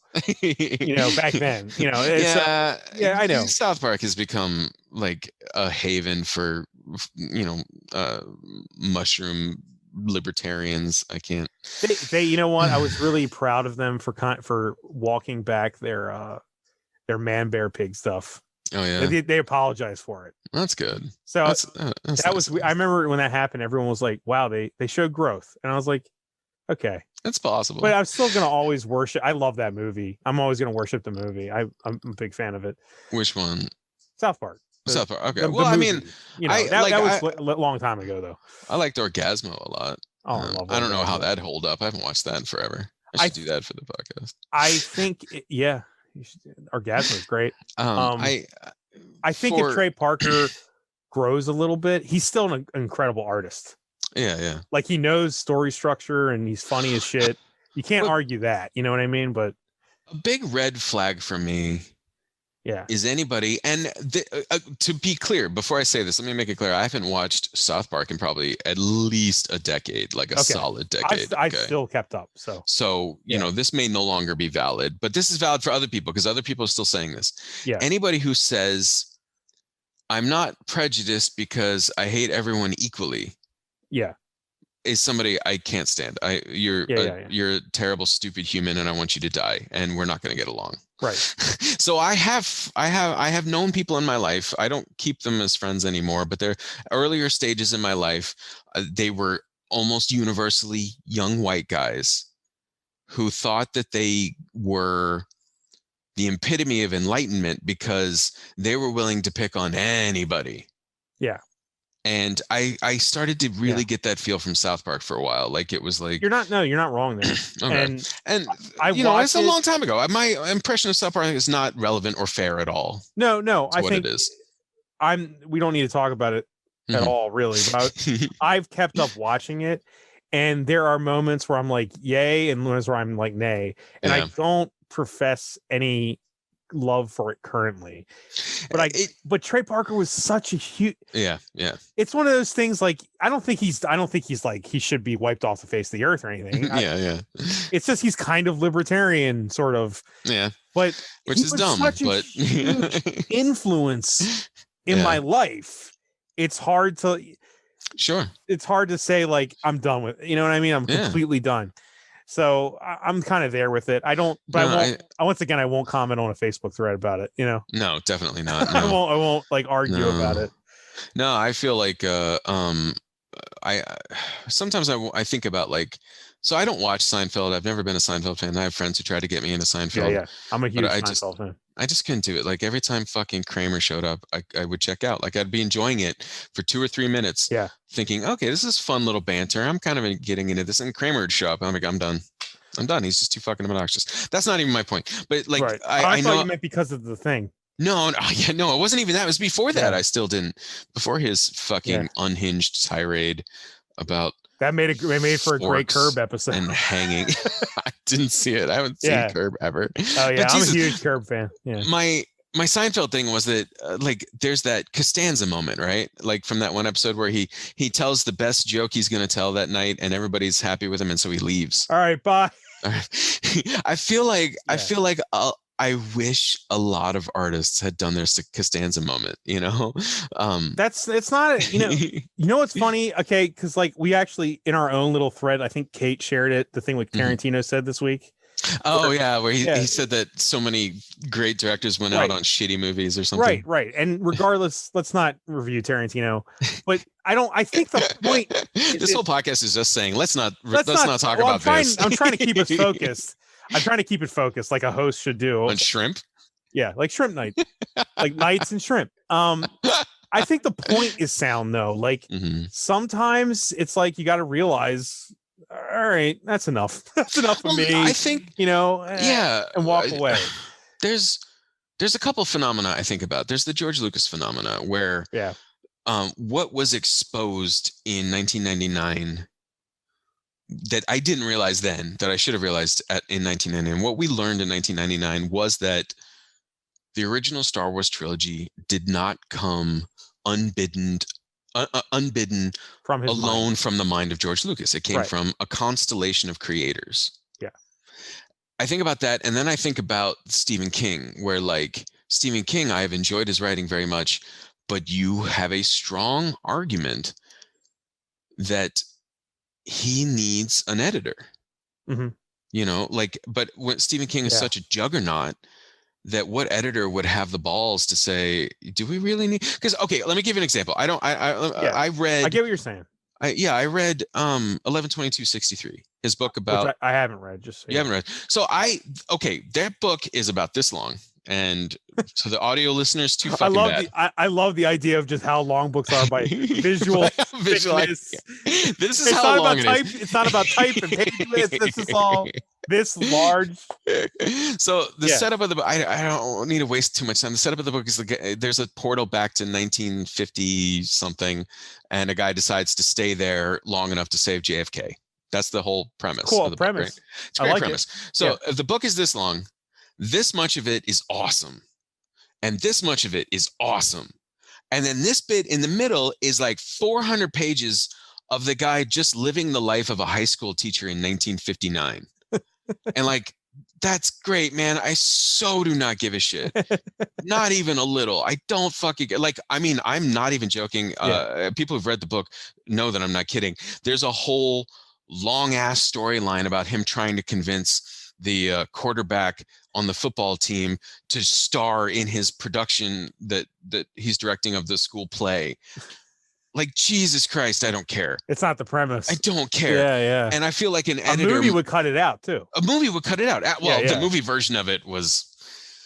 Oh, I didn't even know there was a movie. Yeah, there was a. Well, it was a mini series on Hulu, I think, and it was not great. Okay. But like, who's gonna sit there and be like, Steven, I'm gonna. Who's gonna tell Stephen King how to write? You can't. I remember back when episode 1 came out, all the memes, the early memes, were all like Stephen. It would be like not Stephen King, George Lucas would be like literally drunk, and people saying maybe you should. He'd be like, I'm George Lucas, and then just keep drinking. And it's just like because you couldn't say anything because he created Star Wars. That's the problem with like from 1977 to 1999, the people who should have known, I guess, forgot that there were so many other artists responsible for that movie. It's weird. So many other people. It's still weird to me to this day. And I actually am. We cannot talk about Star Wars because that's just. I haven't seen any. I know. The last one I saw was Force Awakens, so I really can't. I actually have a planned Strip Night Star Wars episode with a friend. Oh. Yeah, just because he's very versed in it. Is it Anthony Daniels? No. It's somebody. It's no one famous. Oh, damn! Well, you got Michael Winslow for your like. Yeah, that all just comes. It just came about. Don't ask. You had fucking Eve 6 guy. Eve 6. I feel like a piece of shit because I don't know his name. Max Collins. Max Collins. He was great. He was great. His tweets are incredible. What was I going to say? What was I talking about? Star Wars. The Star Wars episode you're planning. It's weird to me. The original trilogy was not written really by George Lucas. Like. It's Jake Kasdan, the Kasdans. Like that was the guy responsible. And then the prequels, he's not there. Yeah, he's completely devoid of it. And I'm like, what do you think is going to happen? Yeah, I mean, with the original trilogy, you had Jake Kasdan, of course, playing a huge role in the writing of it, and then you had all the visual artists. Actual artists, the visual that's I'm sorry that was a bad word, the visual artists who were creating things, and then you had the editor things innovated absolutely and then you had what was Lucas's wife did the editing and just like fixed so much in the edit, and Star Wars, the movie Star Wars was saved in the edit, so in the 22 years or probably 20 years after that movie came out, we all kind of forgot about all those other people, except in fairness, I guess to us, we didn't know because it was pre-internet. Right? How would we know any of that? How would I have known when I was a 12-year-old, all that mattered was him saying there's going to be new Star Wars movies. Mm-hmm. And that felt like God talking that there was a new chapter of the Bible. Right. It didn't matter. And you get to watch it. You get to go read it on the day one. Honestly, I still say to this day, like episode 1 is one of the best film going experiences of my life. It had nothing to do with the movie. Because I got off school. I was with all my friends. The buzz was just incredible. It was like we were all about to witness like history. You know what I mean? And the first showing, people were so hyped we didn't realize anything was wrong. Right. I mean, like everything that happened was like, oh, come on me more, please. It was just like that was an amazing moment. But then I went there alone. I went to the theater alone. Of course you did. Of course you did. I don't mind going to the theater alone. I know. But when I walked out, I was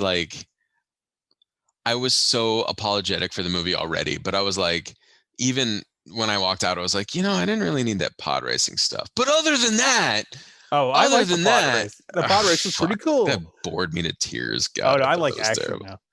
I'm a big fan of it. I like action. I like action when there's action happening, not when it's like a video game. Like it's all fucking CG, man. It is an animated movie. It's an animated movie. Honestly, if I feel like if the prequels were just animated, they'd be better. Just go for it, man. Just fucking make them animated. That's why I hate have you seen the live action Jungle Book. Fuck you. Have you seen You the know what's funny is- live action Lion King? The funny Eat thing my is, the Jungle dick. Book actually has more substance to it than the original. It actually has more story.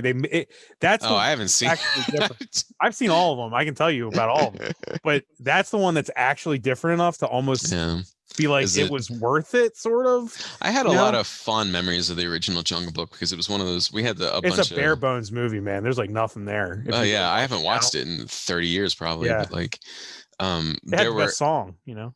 Which one? Bare Look for Necessities. the Yeah. bare necessities. I mean, Baloo was the Bare shit. necessi- Blue. I He was like- identified with Baloo. Yeah, he was the Big, first fat, fat happy guy. guy. He was Yeah. a fat guy. And he was awesome, right? Yeah, yeah. But like the movie itself is very bare bones. If you I watch believe it that. now. Yeah, and so the live action remake had a point. It wasn't just like Lion King remade the movie. Like, Oh, it's just like scene by scene. but it's worse because the decision to make the animals completely biologically perfect. It was robs such them a- of any personality. Like it's so like seriously, I saw that in a theater and it's like the CG is like fucking perfect. It looks Oh, like yeah. real life. The fact that it's not anything, you're just looking at what computers have created, it's like, oh my God, we've done it. And at the We're same done. time, it's like, we did all this, but you took away their reason to emote. A hog can't smile. Lions have no expressions that humans can read. It's really odd. It didn't work. I read Yeah. the disturbing theory that every new Disney movie is basically another round in beta testing for films that don't require anybody. Oh, interesting. Like, Well, that would be the Lion King. That at most of all of them. yeah. And so like they take the feedback from that, and then every new movie it gets a little more sophisticated with little fewer on-screen elements. You know, So they can just start making actors that don't exist. yeah. and I mean, stuff. they have that stunt bot. Remember, yeah, like, yeah. Yeah. fuck. I don't want to sound like a lunatic. I don't have my tin hat That on. does sound like a I conspiracy wore theory, but a it's gonna tin happen. hat. I wore a tinfoil hat for a movie that I acted in, and that shit is uncomfortable as fuck. That was really painful. Is the movie good? It's fine. It was a 48. Okay. I had some friends, some horror filmmaker friends who were working on a 48, and they invited me to be their like backwoods conspiracy nut redneck protagonist or antagonist, I guess. Except not really. It was the dog. The dog was the real What villain. was the title? Spoiler. Listen, the guys are sweet dudes. They're great Okay, you dudes. don't have Okay. to say it. You don't have to say it if you don't want. The title is Once Upon a Time in ... Florida. Okay. That's fine. I mean, It's I thought you fine. were gonna say something terrible. Okay. No, it's fine. It was one of those. This is what I didn't like about. Okay, so I'm gonna plug myself a little bit more. No, I was about to say we've been talking for 3 hours. Talking for Please 3 plug hours for yourself. Plug yourself. Yeah, one of the things you got so much stuff to plug. One of the things I want to plug is last year, because I got bored in lockdown, Sick and Wrong ran a filmmaking challenge, right? Yeah. I didn't want it to be so. I have worked, like I acted in somebody's 48. That's the extent of my experience creating a 48-hour film.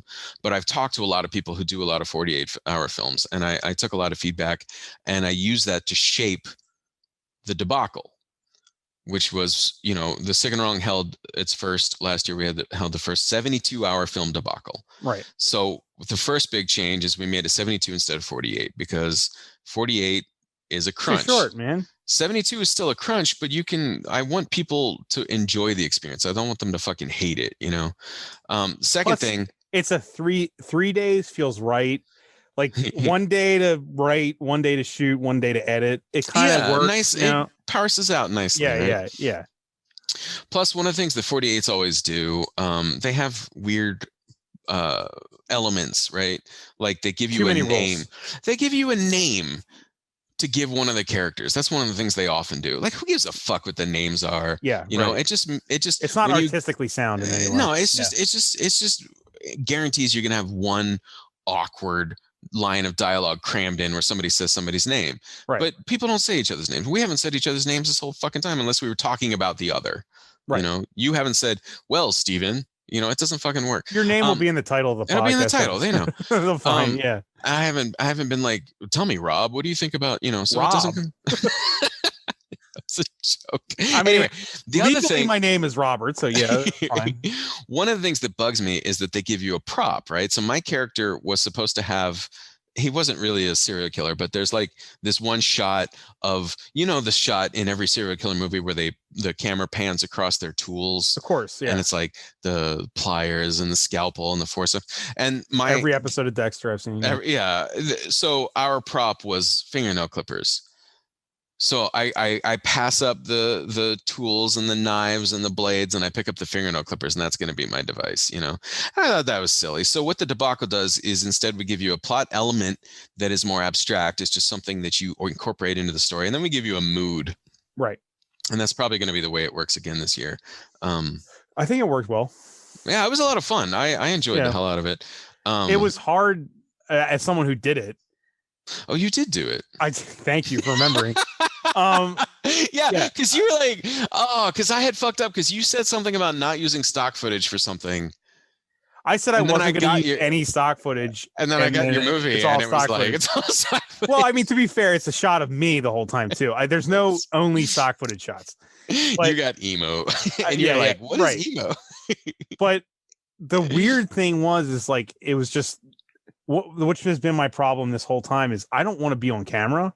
I say this while I'm recording a podcast, on camera. A video podcast. But I don't want to act in a movie, especially I don't want to shoot and act. We both did it for Jenkins, and it was like, fuck. I know it's excruciating. Sophie and Michael did a much better job than we. I know. I watched it back, and I was like, oh my god, I can't stand to look at myself. Kate had a genius move, just popping a mask on. Right. So that's like the problem for me wasn't so much that I was alone. It's like I don't really have the sense of I want to be on camera and do like acting of any sort. You have to sign up if it was just. Well, no, I mean I actually really liked what I made because I was like a found footage short where I make fun of my own death. Okay, you know, and that's like I ended up figuring it out. Like, okay, I just very little Bigfoot in your movie. I know. Well, that's what I'm saying. I just had to be me. And sad, but. I didn't really have any gumption to do anything more complicated. I was like, that was the hardest part. So I hope this year. Yeah, I'm gonna bring it back this year, and like maybe get another human, maybe one other person. Yeah, like a vaccinated friend or something. Yeah, it just because I don't want to film myself. You know, I hope people sign up for the debacle. The big thing about the debacle is that no matter what happens with the festival, and I'm really gunning to have a live festival, just maybe with some online component, but no matter what happens with the festival, the debacle is once again going to be open to everyone on the planet, and the movies are going to screen online for free. The completed movies will be screened online for free, and that means you can submit them to IMDb. That means, okay, is that a rule for? No, I think IMDb actually got rid of that. I think YouTube counts for IMDb now. So. Oh, really? Yeah. IMDb, like the standards went. IMDb has just gone into the shitter. Like as a guy got on the internet in 93, right? Like I can say IMDb is in the fucking shitter. Do you remember I said to, I think it was Michael in our chat, where I was like, technically speaking, every podcast we do could be retitled as a documentary because there's a video component, and it could be just, you could say it's a documentary that's like sourcing the perspective of a local filmmaker. You know what I mean? And it, oh my God. IMDb I could put this on IMDb as a documentary, so and they would accept it. It used to be useful. Like, how is it useful anymore as a tool for research or like? I mean, it's still whatever. The credits are real. It's just how credible. I mean, the Soda Milk movie's on there. It doesn't. I did that on purpose. The movie. I did that on purpose because it's funny that it has an IMDb page. But I really hate to peel back the curtain. I don't want, like, you don't have to answer this. I don't want to know about the sausage. Was that a real phone call? Was he making no? Oh, God damn it! Why'd you tell me that? No. But okay. So the best part of the movie, which is it's really boring to watch, and to be fair, I want to say like Mike it was my idea to do the movie, and that it's him drinking a soda while he watches the movie Milk. I didn't tell him. I just told him to do whatever for the entire movie. I didn't like. I was in this room while he was out there. Did you picture him like sitting in front of the screen, sipping a soda, enjoying the movie? Well, and he's like, no. Here's. I'll give you a couple nuggets of stuff. What happened during that? I want your nugs. My nugs was I told Mike never to look in my direction when I walk out my door, but randomly I'm going to walk out. You can hear me too. I walk out. I'm going to slam doors really loud and make banging sounds. And I don't want him to ever react to any attention. Yeah. And so you can hear me like bang. I scraped like my tripod against the wall just so there's odd sounds. Like, what the fuck is going on off camera? And that happens every now and then. And then I was like, do whatever you want. And so there's one time, which was a real thing that happened. So the phone call is fake, but he walks into the kitchen and he opens the ice box, the freezer, and apparently everything I had in there fell out onto the floor. And you can actually hear it in the movie. He opens it, it all crashes down to the floor. It wasn't Mike doing it for the movie. So you had to like pick it up, push it all back in. Meanwhile, the camera's just running when no one in the It's awesome. I was like, and he told me about it after it happened. Oh, but man. The best part is I was in here editing a podcast. And you weren't even. I didn't sit there the entire time. And you made him a monster. Well, he was watching a movie. I was like, literally, you just got to watch the movie Milk, which is a good movie. It's a good movie. And I remember because I was editing, I wasn't looking at Facebook, and you can see him at the very end. He's like typing and still trying to pay attention. He's literally typing, dude, where the fuck are you? The movie's about to end. You need to come and turn this camera off. So I'm not doing a second take. Because like literally the first 3 times I pushed record, when Milk started on the screen, Mike just started laughing, and I was like, dude, you can't do, if you get like half an hour in, we can't keep restarting, dude. It's terrible. So like he was so worried I wasn't gonna make it out there for when the credits. Sounds like a suicide pact or something. Like you guys for something that YouTube banned on half the planet because it's a copy of Milk essentially. Right. Like the audio is all It's terrible, but you can watch Milk technically through it, and for a joke that no one's gonna sit through. I was just like, it needs to happen, you know. And then Mike was like, "What if the trailer was?" He's like, "What if the trailer was just music and a shot of just the poster?" We both that's like our humor. We were laughing way too hard at stuff that we're like, no one's gonna find this that funny. Yeah, you had this idea when we were making Jenkins. Okay, so I don't know how much to tell. I was wrong. I'm not. No. That's not. I'm not trying to beat you up. I'm not trying to. I thought it was a genius idea. I just thought, oh my god, your idea was so like the point of Jenkins is that everybody got assigned by accident. Can we talk about that? Are we allowed? We didn't talk about that. I don't know what we talk about, but anyway, your point, like everybody was working on an Exquisite Corpse project, and there was a big fuck up, right? And so all the segments came back wrong through no fault of the filmmakers. Right. I'll say that much. I can say that much, right? That's the premise. Yeah. That's the premise. So your idea was that there would be maybe. Like at one point you didn't even want this, but maybe one title card saying, "Hey, here's a problem that happened. Now watch the segments," and then just the segments playing back to back. Like it was brutal. It was absolutely brutal. And that's a hilarious movie to exist. I want to make it clear that is a hilarious movie to exist. I don't think I would want to have my face attached to it too hard. It's brutal. It's like a Soda Milk joke. It's so joke, brutal. Yeah. I was like, no one would even want to watch it. We need to figure out some way to make it happen in a way that's like something we can live with ourselves afterward. Because if we had just done that to these filmmakers, I don't think I could sleep at night. No, you guys all should definitely not have listened to me, but it was funny. It's always it's funny. It's like the horse movie that I need to finish. but like it's like that because my plan is to finish the horse movie and actually try to submit it to festivals that are free.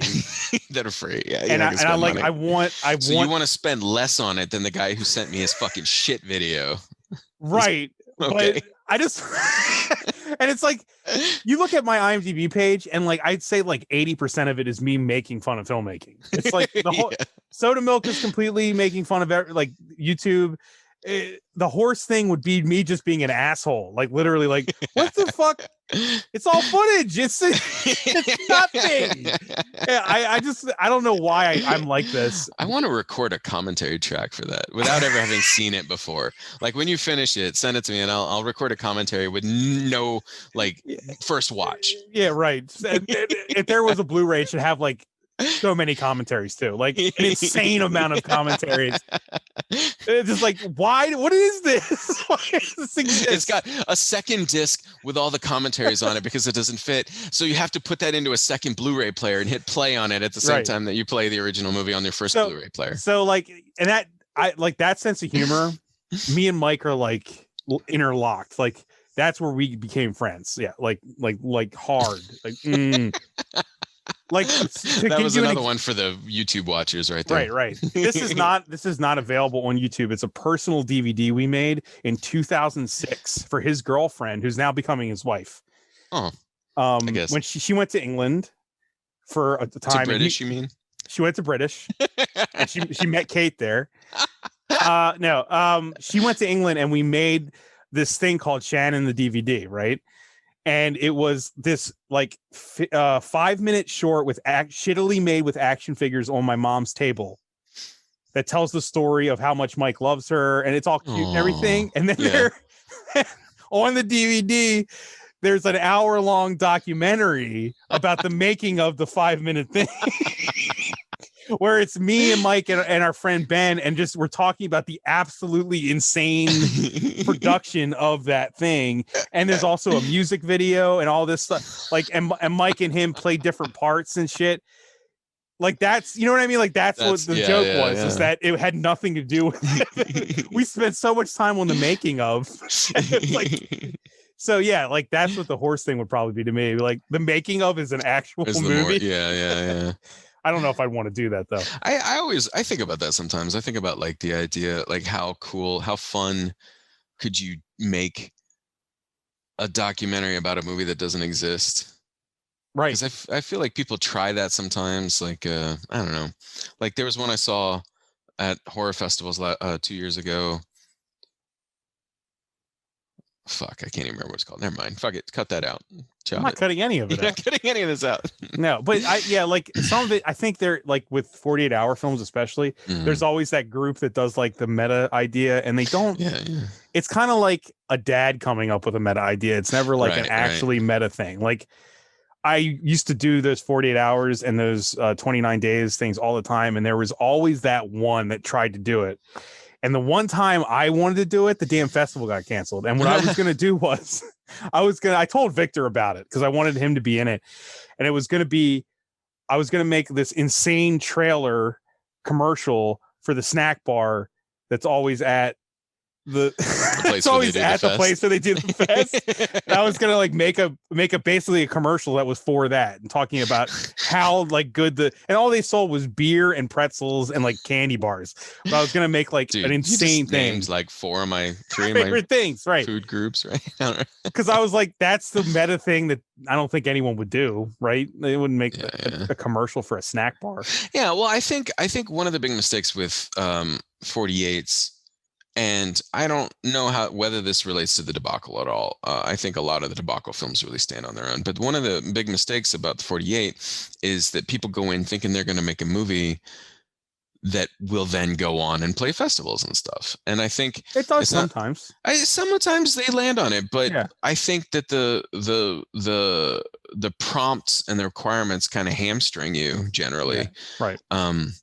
Like no matter how good this movie that I made with these guys is, like at some point I'm going to pick up a pair of fingernail clippers and brandish them menacingly. And like, no matter what else you think about the movie, that scene's going to make you go, Why is it doing that? So I think that like it sounds like you and I know Michael and Sophia because I've watched a bunch of their 48s. They've really embraced the idea that 48s are a great experience if you hold them in that context of the 48, and you can just really have some goofy fun with it.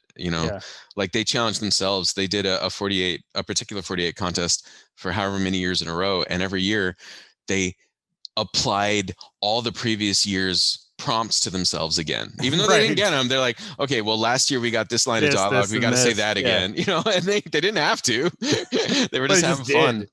Or I've done, I think I told you this, that made you actually angry at me. Oh, no. Which that's the common thread. But like for a few years we were doing the 48s. I would just we would literally throw away at the beginning what the things were. Like they have a character just say shit and then just make just get it out of the way. Out of the fucking way, and then just make our own thing. Like just throw it all in dialogue away. It didn't make me. We were young. No. When I just want to say that it didn't make me mad that you said that. It was important for me to hear that when I was designing the debacle. Right. Because so many of those fucking things are totally meaningless. Like I said, with the names, they tell you to give your character the name. The name doesn't matter. Nobody gives a shit about the name. They give you a prop. The prop, I've seen people put props on a bookshelf behind one of the characters talking. Like, what does that matter? It's stupid. It's stupid. It doesn't mean anything. So, and honestly, back then for us, it was just the fact that it was going to show in a theater. We didn't care about winning, and so that stuff didn't matter to us. It was just, dude, you pay $120 to get a theater screening. Should I charge that for? No, don't. That was a rip. That was a rip then. It was a rip then. Now it's like $200, right? So, man, so you're saying I should charge $250? If you do, I'm not doing it. I mean, why would I made Time Your Way for $200. I think I already said on social media somewhere that the debacle was going to be $25 again, so I'm sort of stuck with that. That's fine. That's acceptable. I mean, even though I could be getting 6 or 10 times that. This year, I'm going to pay $25 to film my own shit and send it to you. That is absolutely what is happening. Oh, dear God. Listen, anybody listening right now, if you want to troll me, and you want to spend your money to send me a video of your own shit, fine.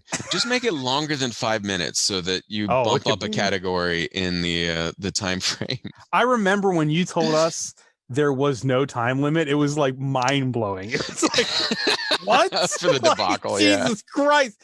And I think there was some movies that tested those reigns. Yeah, there was a movie. There was at least one that was half an hour long. Half an hour long, right? So, and it had a lot of a naked dude in it, which is fine. But I mean, a half an hour is the flow of the actual screening. It is. It's hard to program. Yeah. It changes the whole flow. I guess I'll have to think about that again. God damn it. I mean, you could put a maximum. Don't listen to me. I don't know what. Don't listen to me. But I mean, I almost want to just send you a shot of my own. I can't do it now. A shot of my own shit first. Be like, oops, the wrong file. I had a buddy of mine. He was doing some editing for me, and he gave me my drive back, and I'm going through my video files, and I'm looking at everyone. It's there's take 7, there's take 8, there's shot 42, there's a dick coming straight at the camera. What? Fuck.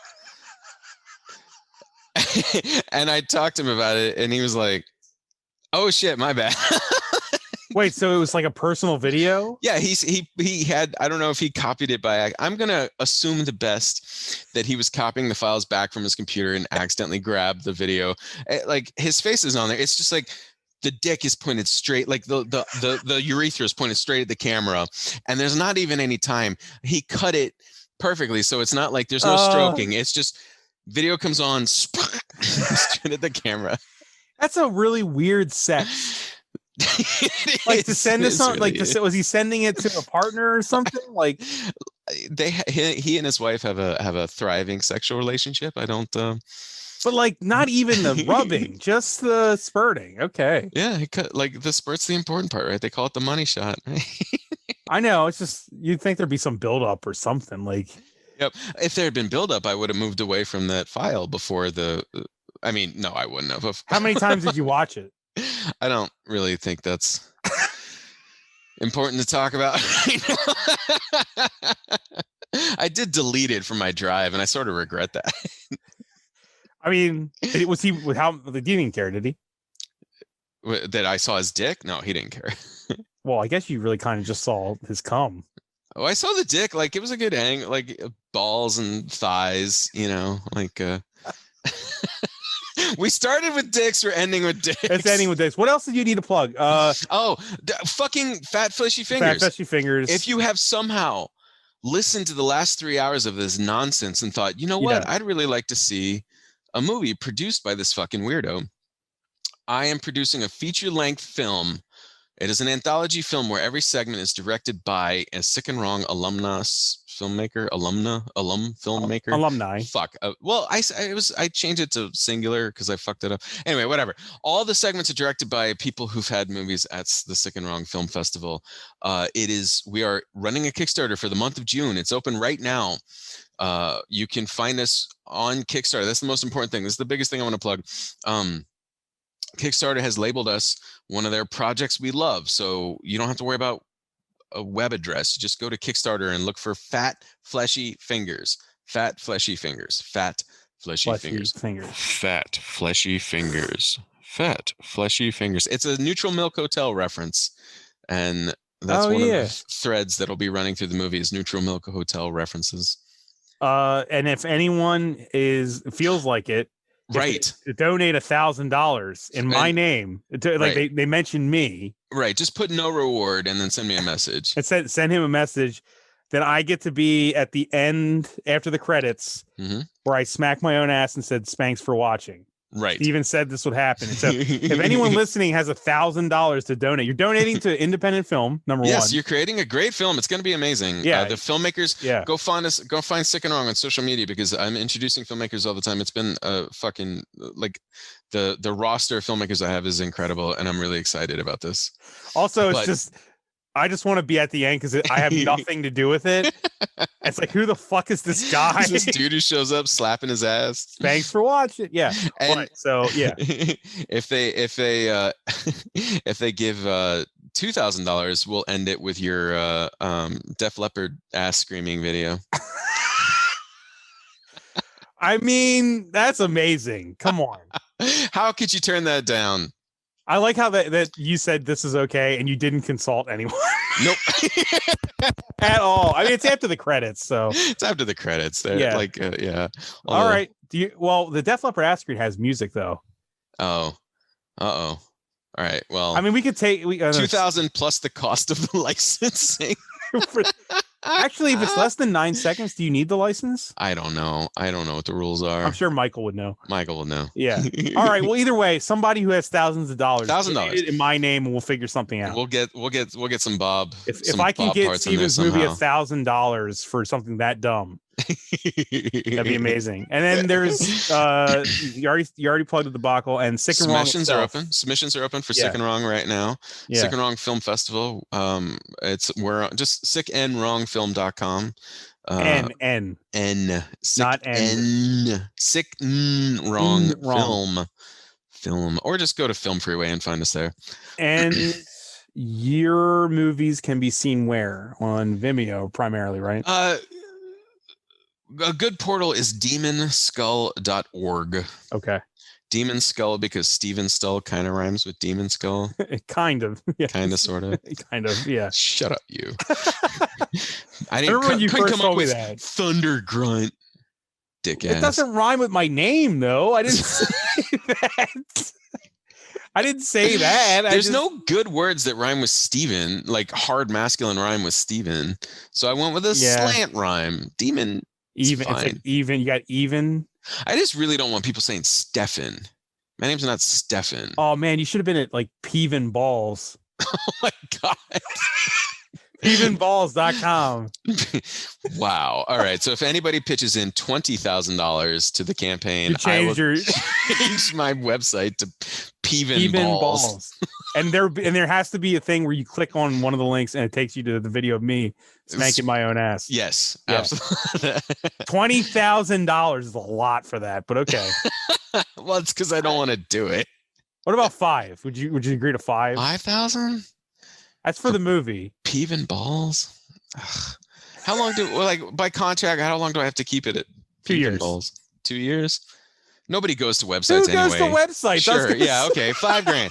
$5,000. Peeving Right. balls. So 1,000, 2,000, 5,000. It's all Bob price. If anyone goes. Yeah, just 1,000, 2,000, or 5,000. Then message me saying I want the Bob prize, the $5,000 Bob prize. Man, I hope somebody who's super rich hears this and like, I gave do you. Do a lot of the 1% listen to your podcast? No, no, no, not at all. If you go 100,000, I'll come right at the camera and then we can. Oh, all right. Well, the movie just tanked. It's after the credits. The character in the movie looks like a penis anyway. Well, yeah, my Spoogie. Spoogie looks like a parasite. Spoogie, the parasite. We didn't even talk about Spoogie. God damn it. Go find the campaign, it's please. On the campaign page. It's on the campaign page, yeah. Yeah, so anyone listening, I've donated. I donated so much, Steven told me to stop donating. I did tell you to stop donating. Because I thought because you said during your birthday thing, you were like, yeah, everyone donate. And I was like, well, if I just up it, then I qualify. Yeah, it didn't work out the way I thought it was, but you have a sickie. You just have to get it back from Mike. Like, that was the big prize. Well, that's Mike's. I let him have that. So you wanted my other spare? I don't know. If I'm watching something and there's a way to win something, I just try, even regardless if I won or not. I actually want the hat. Something. You won the hat, right? You do want. Okay, good. I want the hat. Yes, I want the hat. I want the hat. So, all right. Still have hats. Is that you probably want to get sometime with your life before this day ends with that woman back there has been. Yes, I wasn't going to call her that woman. That woman. Sure. Raise your hand, that woman. She's waving. She's in this entire podcast. She's been in this, yeah, except for the time she stepped out of frame to like turn on the lights and stuff. Yeah, she's been here this whole time. Yeah, I think we plugged everything and we covered penises and Michael Bay and stuff. I can't remember anymore. I'm old and done. So, if you were to shrink the Earth to the size of a cue ball, the Earth would actually be smoother than the cue ball. Really? Mm-hmm. Why? Microscopic pits and valleys and stuff on top of the surface of the cue ball, and the Earth is actually not very pointy. Like you picture it with these big mountains pointing up, but they're like relative to the surface area of the Earth. Those mountains and shit are pretty fucking low. No, I was asking why you said that. Oh, I don't know. I don't know why I said that. Okay, all right. I want to leave your viewers with something. Your listeners. I also feel like I want to plug the Jenkins Facebook page, but there's nothing on it. There's nothing there yet. We got to get a film festival selection first. I keep telling people I made a movie, and they don't believe you because all my friends are used to me just like, oh, here's the YouTube link. Yeah. I don't have anything to prove I made a movie. You know what I mean? Well, we did. I can vouch, if you trust either of us, I can vouch that Bob was an integral part of the transformations of the Doctors Jenkins, which no one who wasn't on the movie will ever say in its entirety. Or possibly ever see in its entirety. Release it. But yeah, it's going to be in festivals. That's what we're waiting for, because we're hoping we're going to climb the rung of Hollywood with it. And we got our fingers crossed for Cannes. Yeah, we'll be in Cannes Festival. We're going to win the Golden Lion or whatever the hell it is. Isn't it the Palme d'Or over at Cannes? Yeah, we're going to win that with a Zoom movie. And a bunch of no-budget cell phone videos. But it's not all cell phones. No, it's not. It's not. I mean, mine's a GoPro. Mine's a camcorder, so we're gonna win. Yours is After Effects. Yeah, but the actual video of me is like the shittiest camcorder I own. Man, I was in a dark place when we were making that. Anyway. Yeah, that's a long time ago. It feels like it was years ago. Yeah, seriously. It's like, oh yeah, I remember the days of Jenkins. I can't even believe I did anything. I was in such a hole, you know. All right. Well, I think that's I mean, you got anything else you want to say to the listeners of Prince Night? You could fit all the planets in our solar system in the space between Earth and the moon. Now you sound like an edgelord. Well, actually, no. You asked me what the fuck am I supposed to say? Come to sickandwrongfilm.com. Find Fat Fleshy Fingers. That's the most important thing. Fat Fleshy Fingers. When you wake up screaming in the middle of the night from your nightmare, I want you to shout Fat Fleshy Fingers, and then go listen to In the Airplane Over the Sea, because one of the perks that I consulted with none of the other filmmakers on. One of the perks is that you can throw in some money and we will make an album, a video karaoke album of the entire In the Airplane Over the Sea, which was the Neutral Milk Hotel album that Fat Fleshy Fingers came from. Are everyone you ask fans of Neutral Milk Hotel?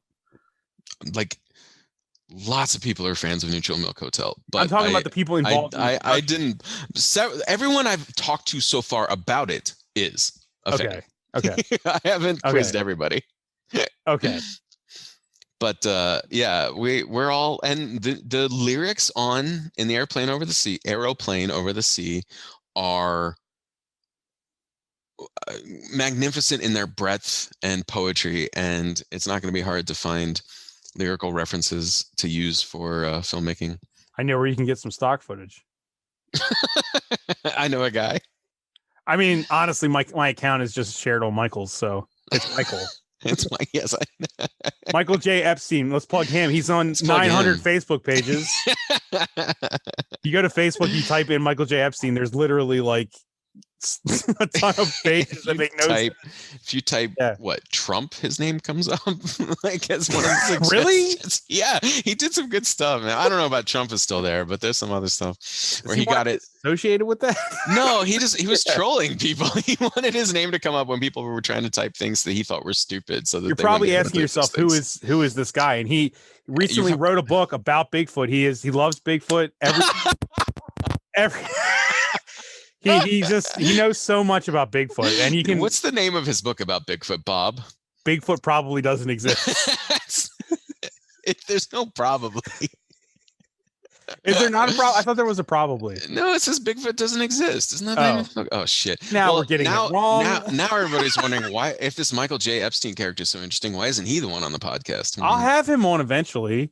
Have him on in June so he can plug Fat Fleshy Fingers because he's one of our filmmakers. Well, I'll do that. Let me go to the thread. Let's get him on right now. I'll jump out and then you can tag him in. Do another 3.5 hours. Taking one episode. And I'm literally, if he's on, I'm gonna put like Bigfoot expert Michael J. Epstein.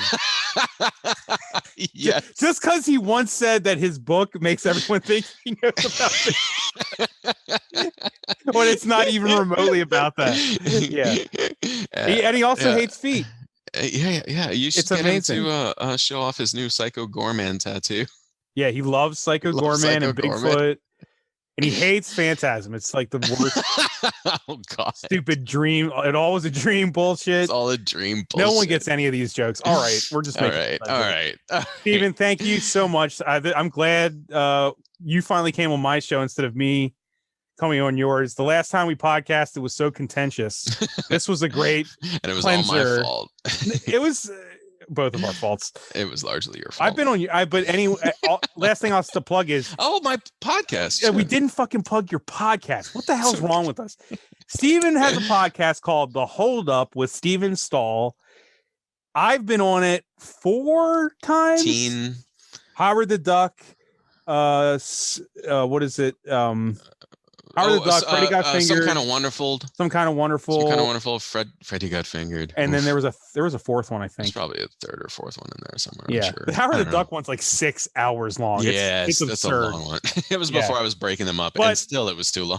I want to actually go back and listen to Some Kind of Wonderful because I remember we did it at the beginning of the pandemic, and you were fucking grim. I mean, you were right. You were right. I was right, but I was in a place because I was not hopeful about life at all. I just remember the feeling I had in my stomach when you're like, "Oh, you're not having your festival." Like you said that on that podcast. And I was right about that. I mean, we had it. We just did it online. But do you remember? I specifically remember at the end of that podcast when we both were like, "Well, bye," and we both were saying bye in a way that was like, we could die. That's right. It's like this could be it. This could be it. Yeah, it's dark. Yeah. Oh man. And for a movie that is not dark. No, the movie, we both loved the movie and we had a really good time talking about it. But then the ending was just like, well, the world's gonna end. So bye. It's been fun. Anyway, The Hold Up with Steven Stahl. Yeah, you have to search for the whole thing because I'm really bad at naming things like we discussed already. Right. So if you just want to listen to my episodes, they're there. He probably talked to other people. It doesn't matter. I probably talked to other people. I've had 110 goddamn episodes, motherfucker. All right, that's fine. And I swear at least this much on every one of those. So sorry if you're sensitive. Swearing doesn't matter. That's fine. I know you just like haven't sworn this entire time, and it's making me a little self-conscious. Ass, piss. What do you want me to say? Feel a little better. That makes me a little bit better. You're actually monitoring my swearing? I know. Yeah. Well, really? When Jen first met me, she thought I was dumb because I swore too much. I didn't know this. Yeah, she thought I was dumb. It took her like a year of working with me to realize that I'm actually not dumb. A year? Did it take a year? She says it didn't take a year, but she didn't start dating me for a year. So like, I think it took a year. It was because you were saying like too many cuss words? Yeah, she thought I was. She had it in her head that people who swore as much as I do were stupid. I mean, I swear a fucking lot, and I'm really fucking smart. So, you know, I sort of. I mean, you're a member of Mensa, you know. Oh my God. So that's true. That's sadly true. Oh my God, that's the title now. Mensa. My Mensa friend, Steven. Fuck. No, it'll be Mensa's Steven Stahl. Mensa's Steven Stahl. Nice. They'll love that. I'll get National to approve it. They'll. You're actually a member though, right? Yeah, I'm a member. So I could do that. I mean, you could. Listen, when I mention Mensa to people, 75% of the reaction is, "Huh? What's that?" And then like another 10% is, "Oh, is that the kitty diddlers?" And like, I have to explain. They think you're a member of NAMBLA? Right, man, it fucking kills me. I'm like, no, just forget I said anything. Why would you be telling people that? Right. Yeah. By the way, I'm a member of NAMBLA. It's fine. Jesus Christ. Yeah. No, I'll make the title Steven Stahl, not a member of NAMBLA. No, great. That way on Google. Jesus. It says although not. you've never asked me whether I was a member. Are you? No. Jesus. Okay. God, no. Okay, good. Then there's nothing to worry about. There's nothing to worry about. So the title should affect your life. Do they pay dues? I don't know. Like, it's a club, right? I mean, I pay How dues do they get for to Mensa. Operate without like the police interfering? Man, I don't even fucking know. Work like that? Maybe it started as an FBI sting operation, and they were like, "Hey, let's create this thing, and we'll draw some stupid pedophiles in." And then like so many showed up. The FBI was like, "Fuck!" Man, well, this is like a legit thing. Where's your shame, you idiots? Like, what the hell? Like, how are they not like carpet bombed or something by people? That doesn't make sense to me that NAMBLA can exist. Right. I guess the KKK exists though, right? Oh, God, that's true. This got heavy at the very end. Jesus, bro. We should have killed it when we were. You had to bring up Mensa, didn't you, you motherfucker? You brought up NAMBLA. I did. Which is funny because the person that said that, what did they think Mensa stood for? Men? No, what's the? I think they didn't. I don't think they thought about it too hard. They were like, "Oh, it's some organization that ends in A and Steven's in it." Yeah, I guess I could see kitty diddlers. This is the small men in their mind where they're like, Steven he loves having sex with kids, and he's proud of it and joined an organization. Okay. Oh God, this is not true. God, you have to. I won't put any of this in the search terms. Oh well, thank you. I appreciate that much. Donate to Fat Mushy Flickers. No affiliation with NAMBLA. Oh, no. Oh God. Dude, that's amazing. Not affiliated with NAMBLA. Like on every time you advertise it, it just says at the very bottom. It just says not affiliated with NAMBLA. Like it's really important that I emphasize this. Why is it so important that you emphasize this? Yeah, why does everyone keep talking about NAMBLA? What's your obsession with it? Well, I just don't want anyone to think I'm involved. I'm gonna get a t-shirt. We're gonna get some t-shirts made that say, "No, I'm not in NAMBLA." I can make that. No. How about this? Fuck NAMBLA. I mean, that sounds worse.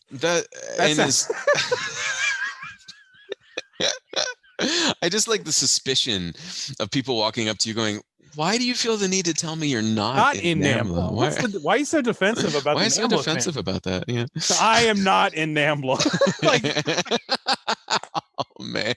Why do people think you're in NAMBLA so much?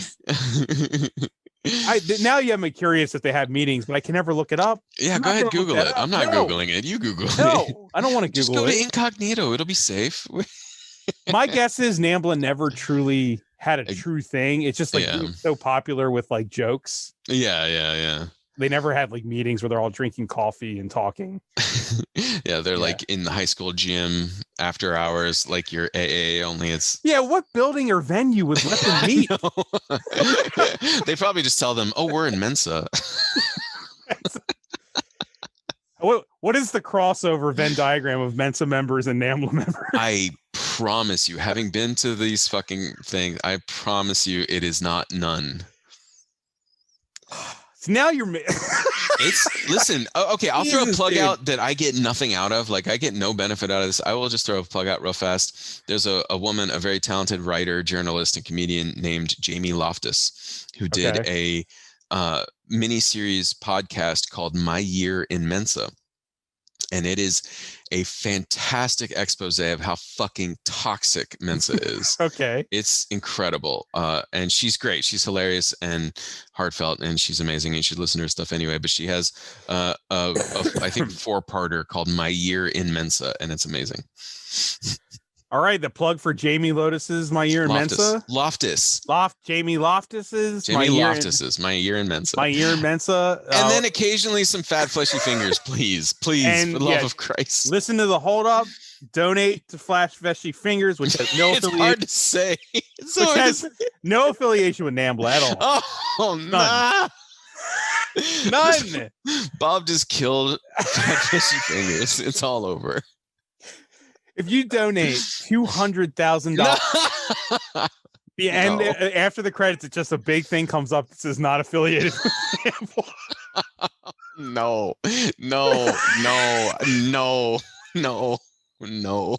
200,000 though. 200,000 to just like brand ourselves as not affiliated with NAMBLA. Pedophiles. Oh God. Like, you shouldn't have to. It's one of those things you shouldn't have to say. I know, I'm kidding. It's terrible. Walk up to people and say, "Hi, nice to meet you. I've never kicked a 6-year-old in the cunt before."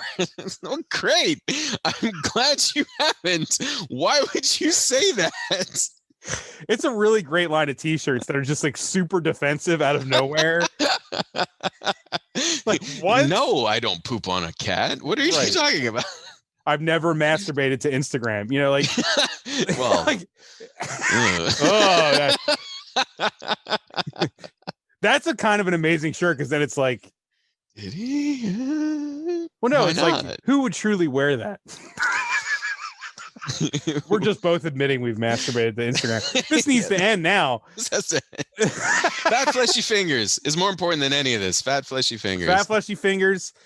I'll make links to all the stuff on thundergrunt.com on the post for this this episode. This debacle. Literally travesty. It's like 4 hours long or whatever. Oh my God. Yeah, you still didn't. I'm supposed to eat ice cream tonight, man. I mean, I think Jen's probably mad at me for keeping you this long. Yep. Look at her. She's nodding. She's mad at you. Is she mad at me? I'm sorry, Jen. All right, we'll stop. All right, Steven, thank you. I love you, Bob.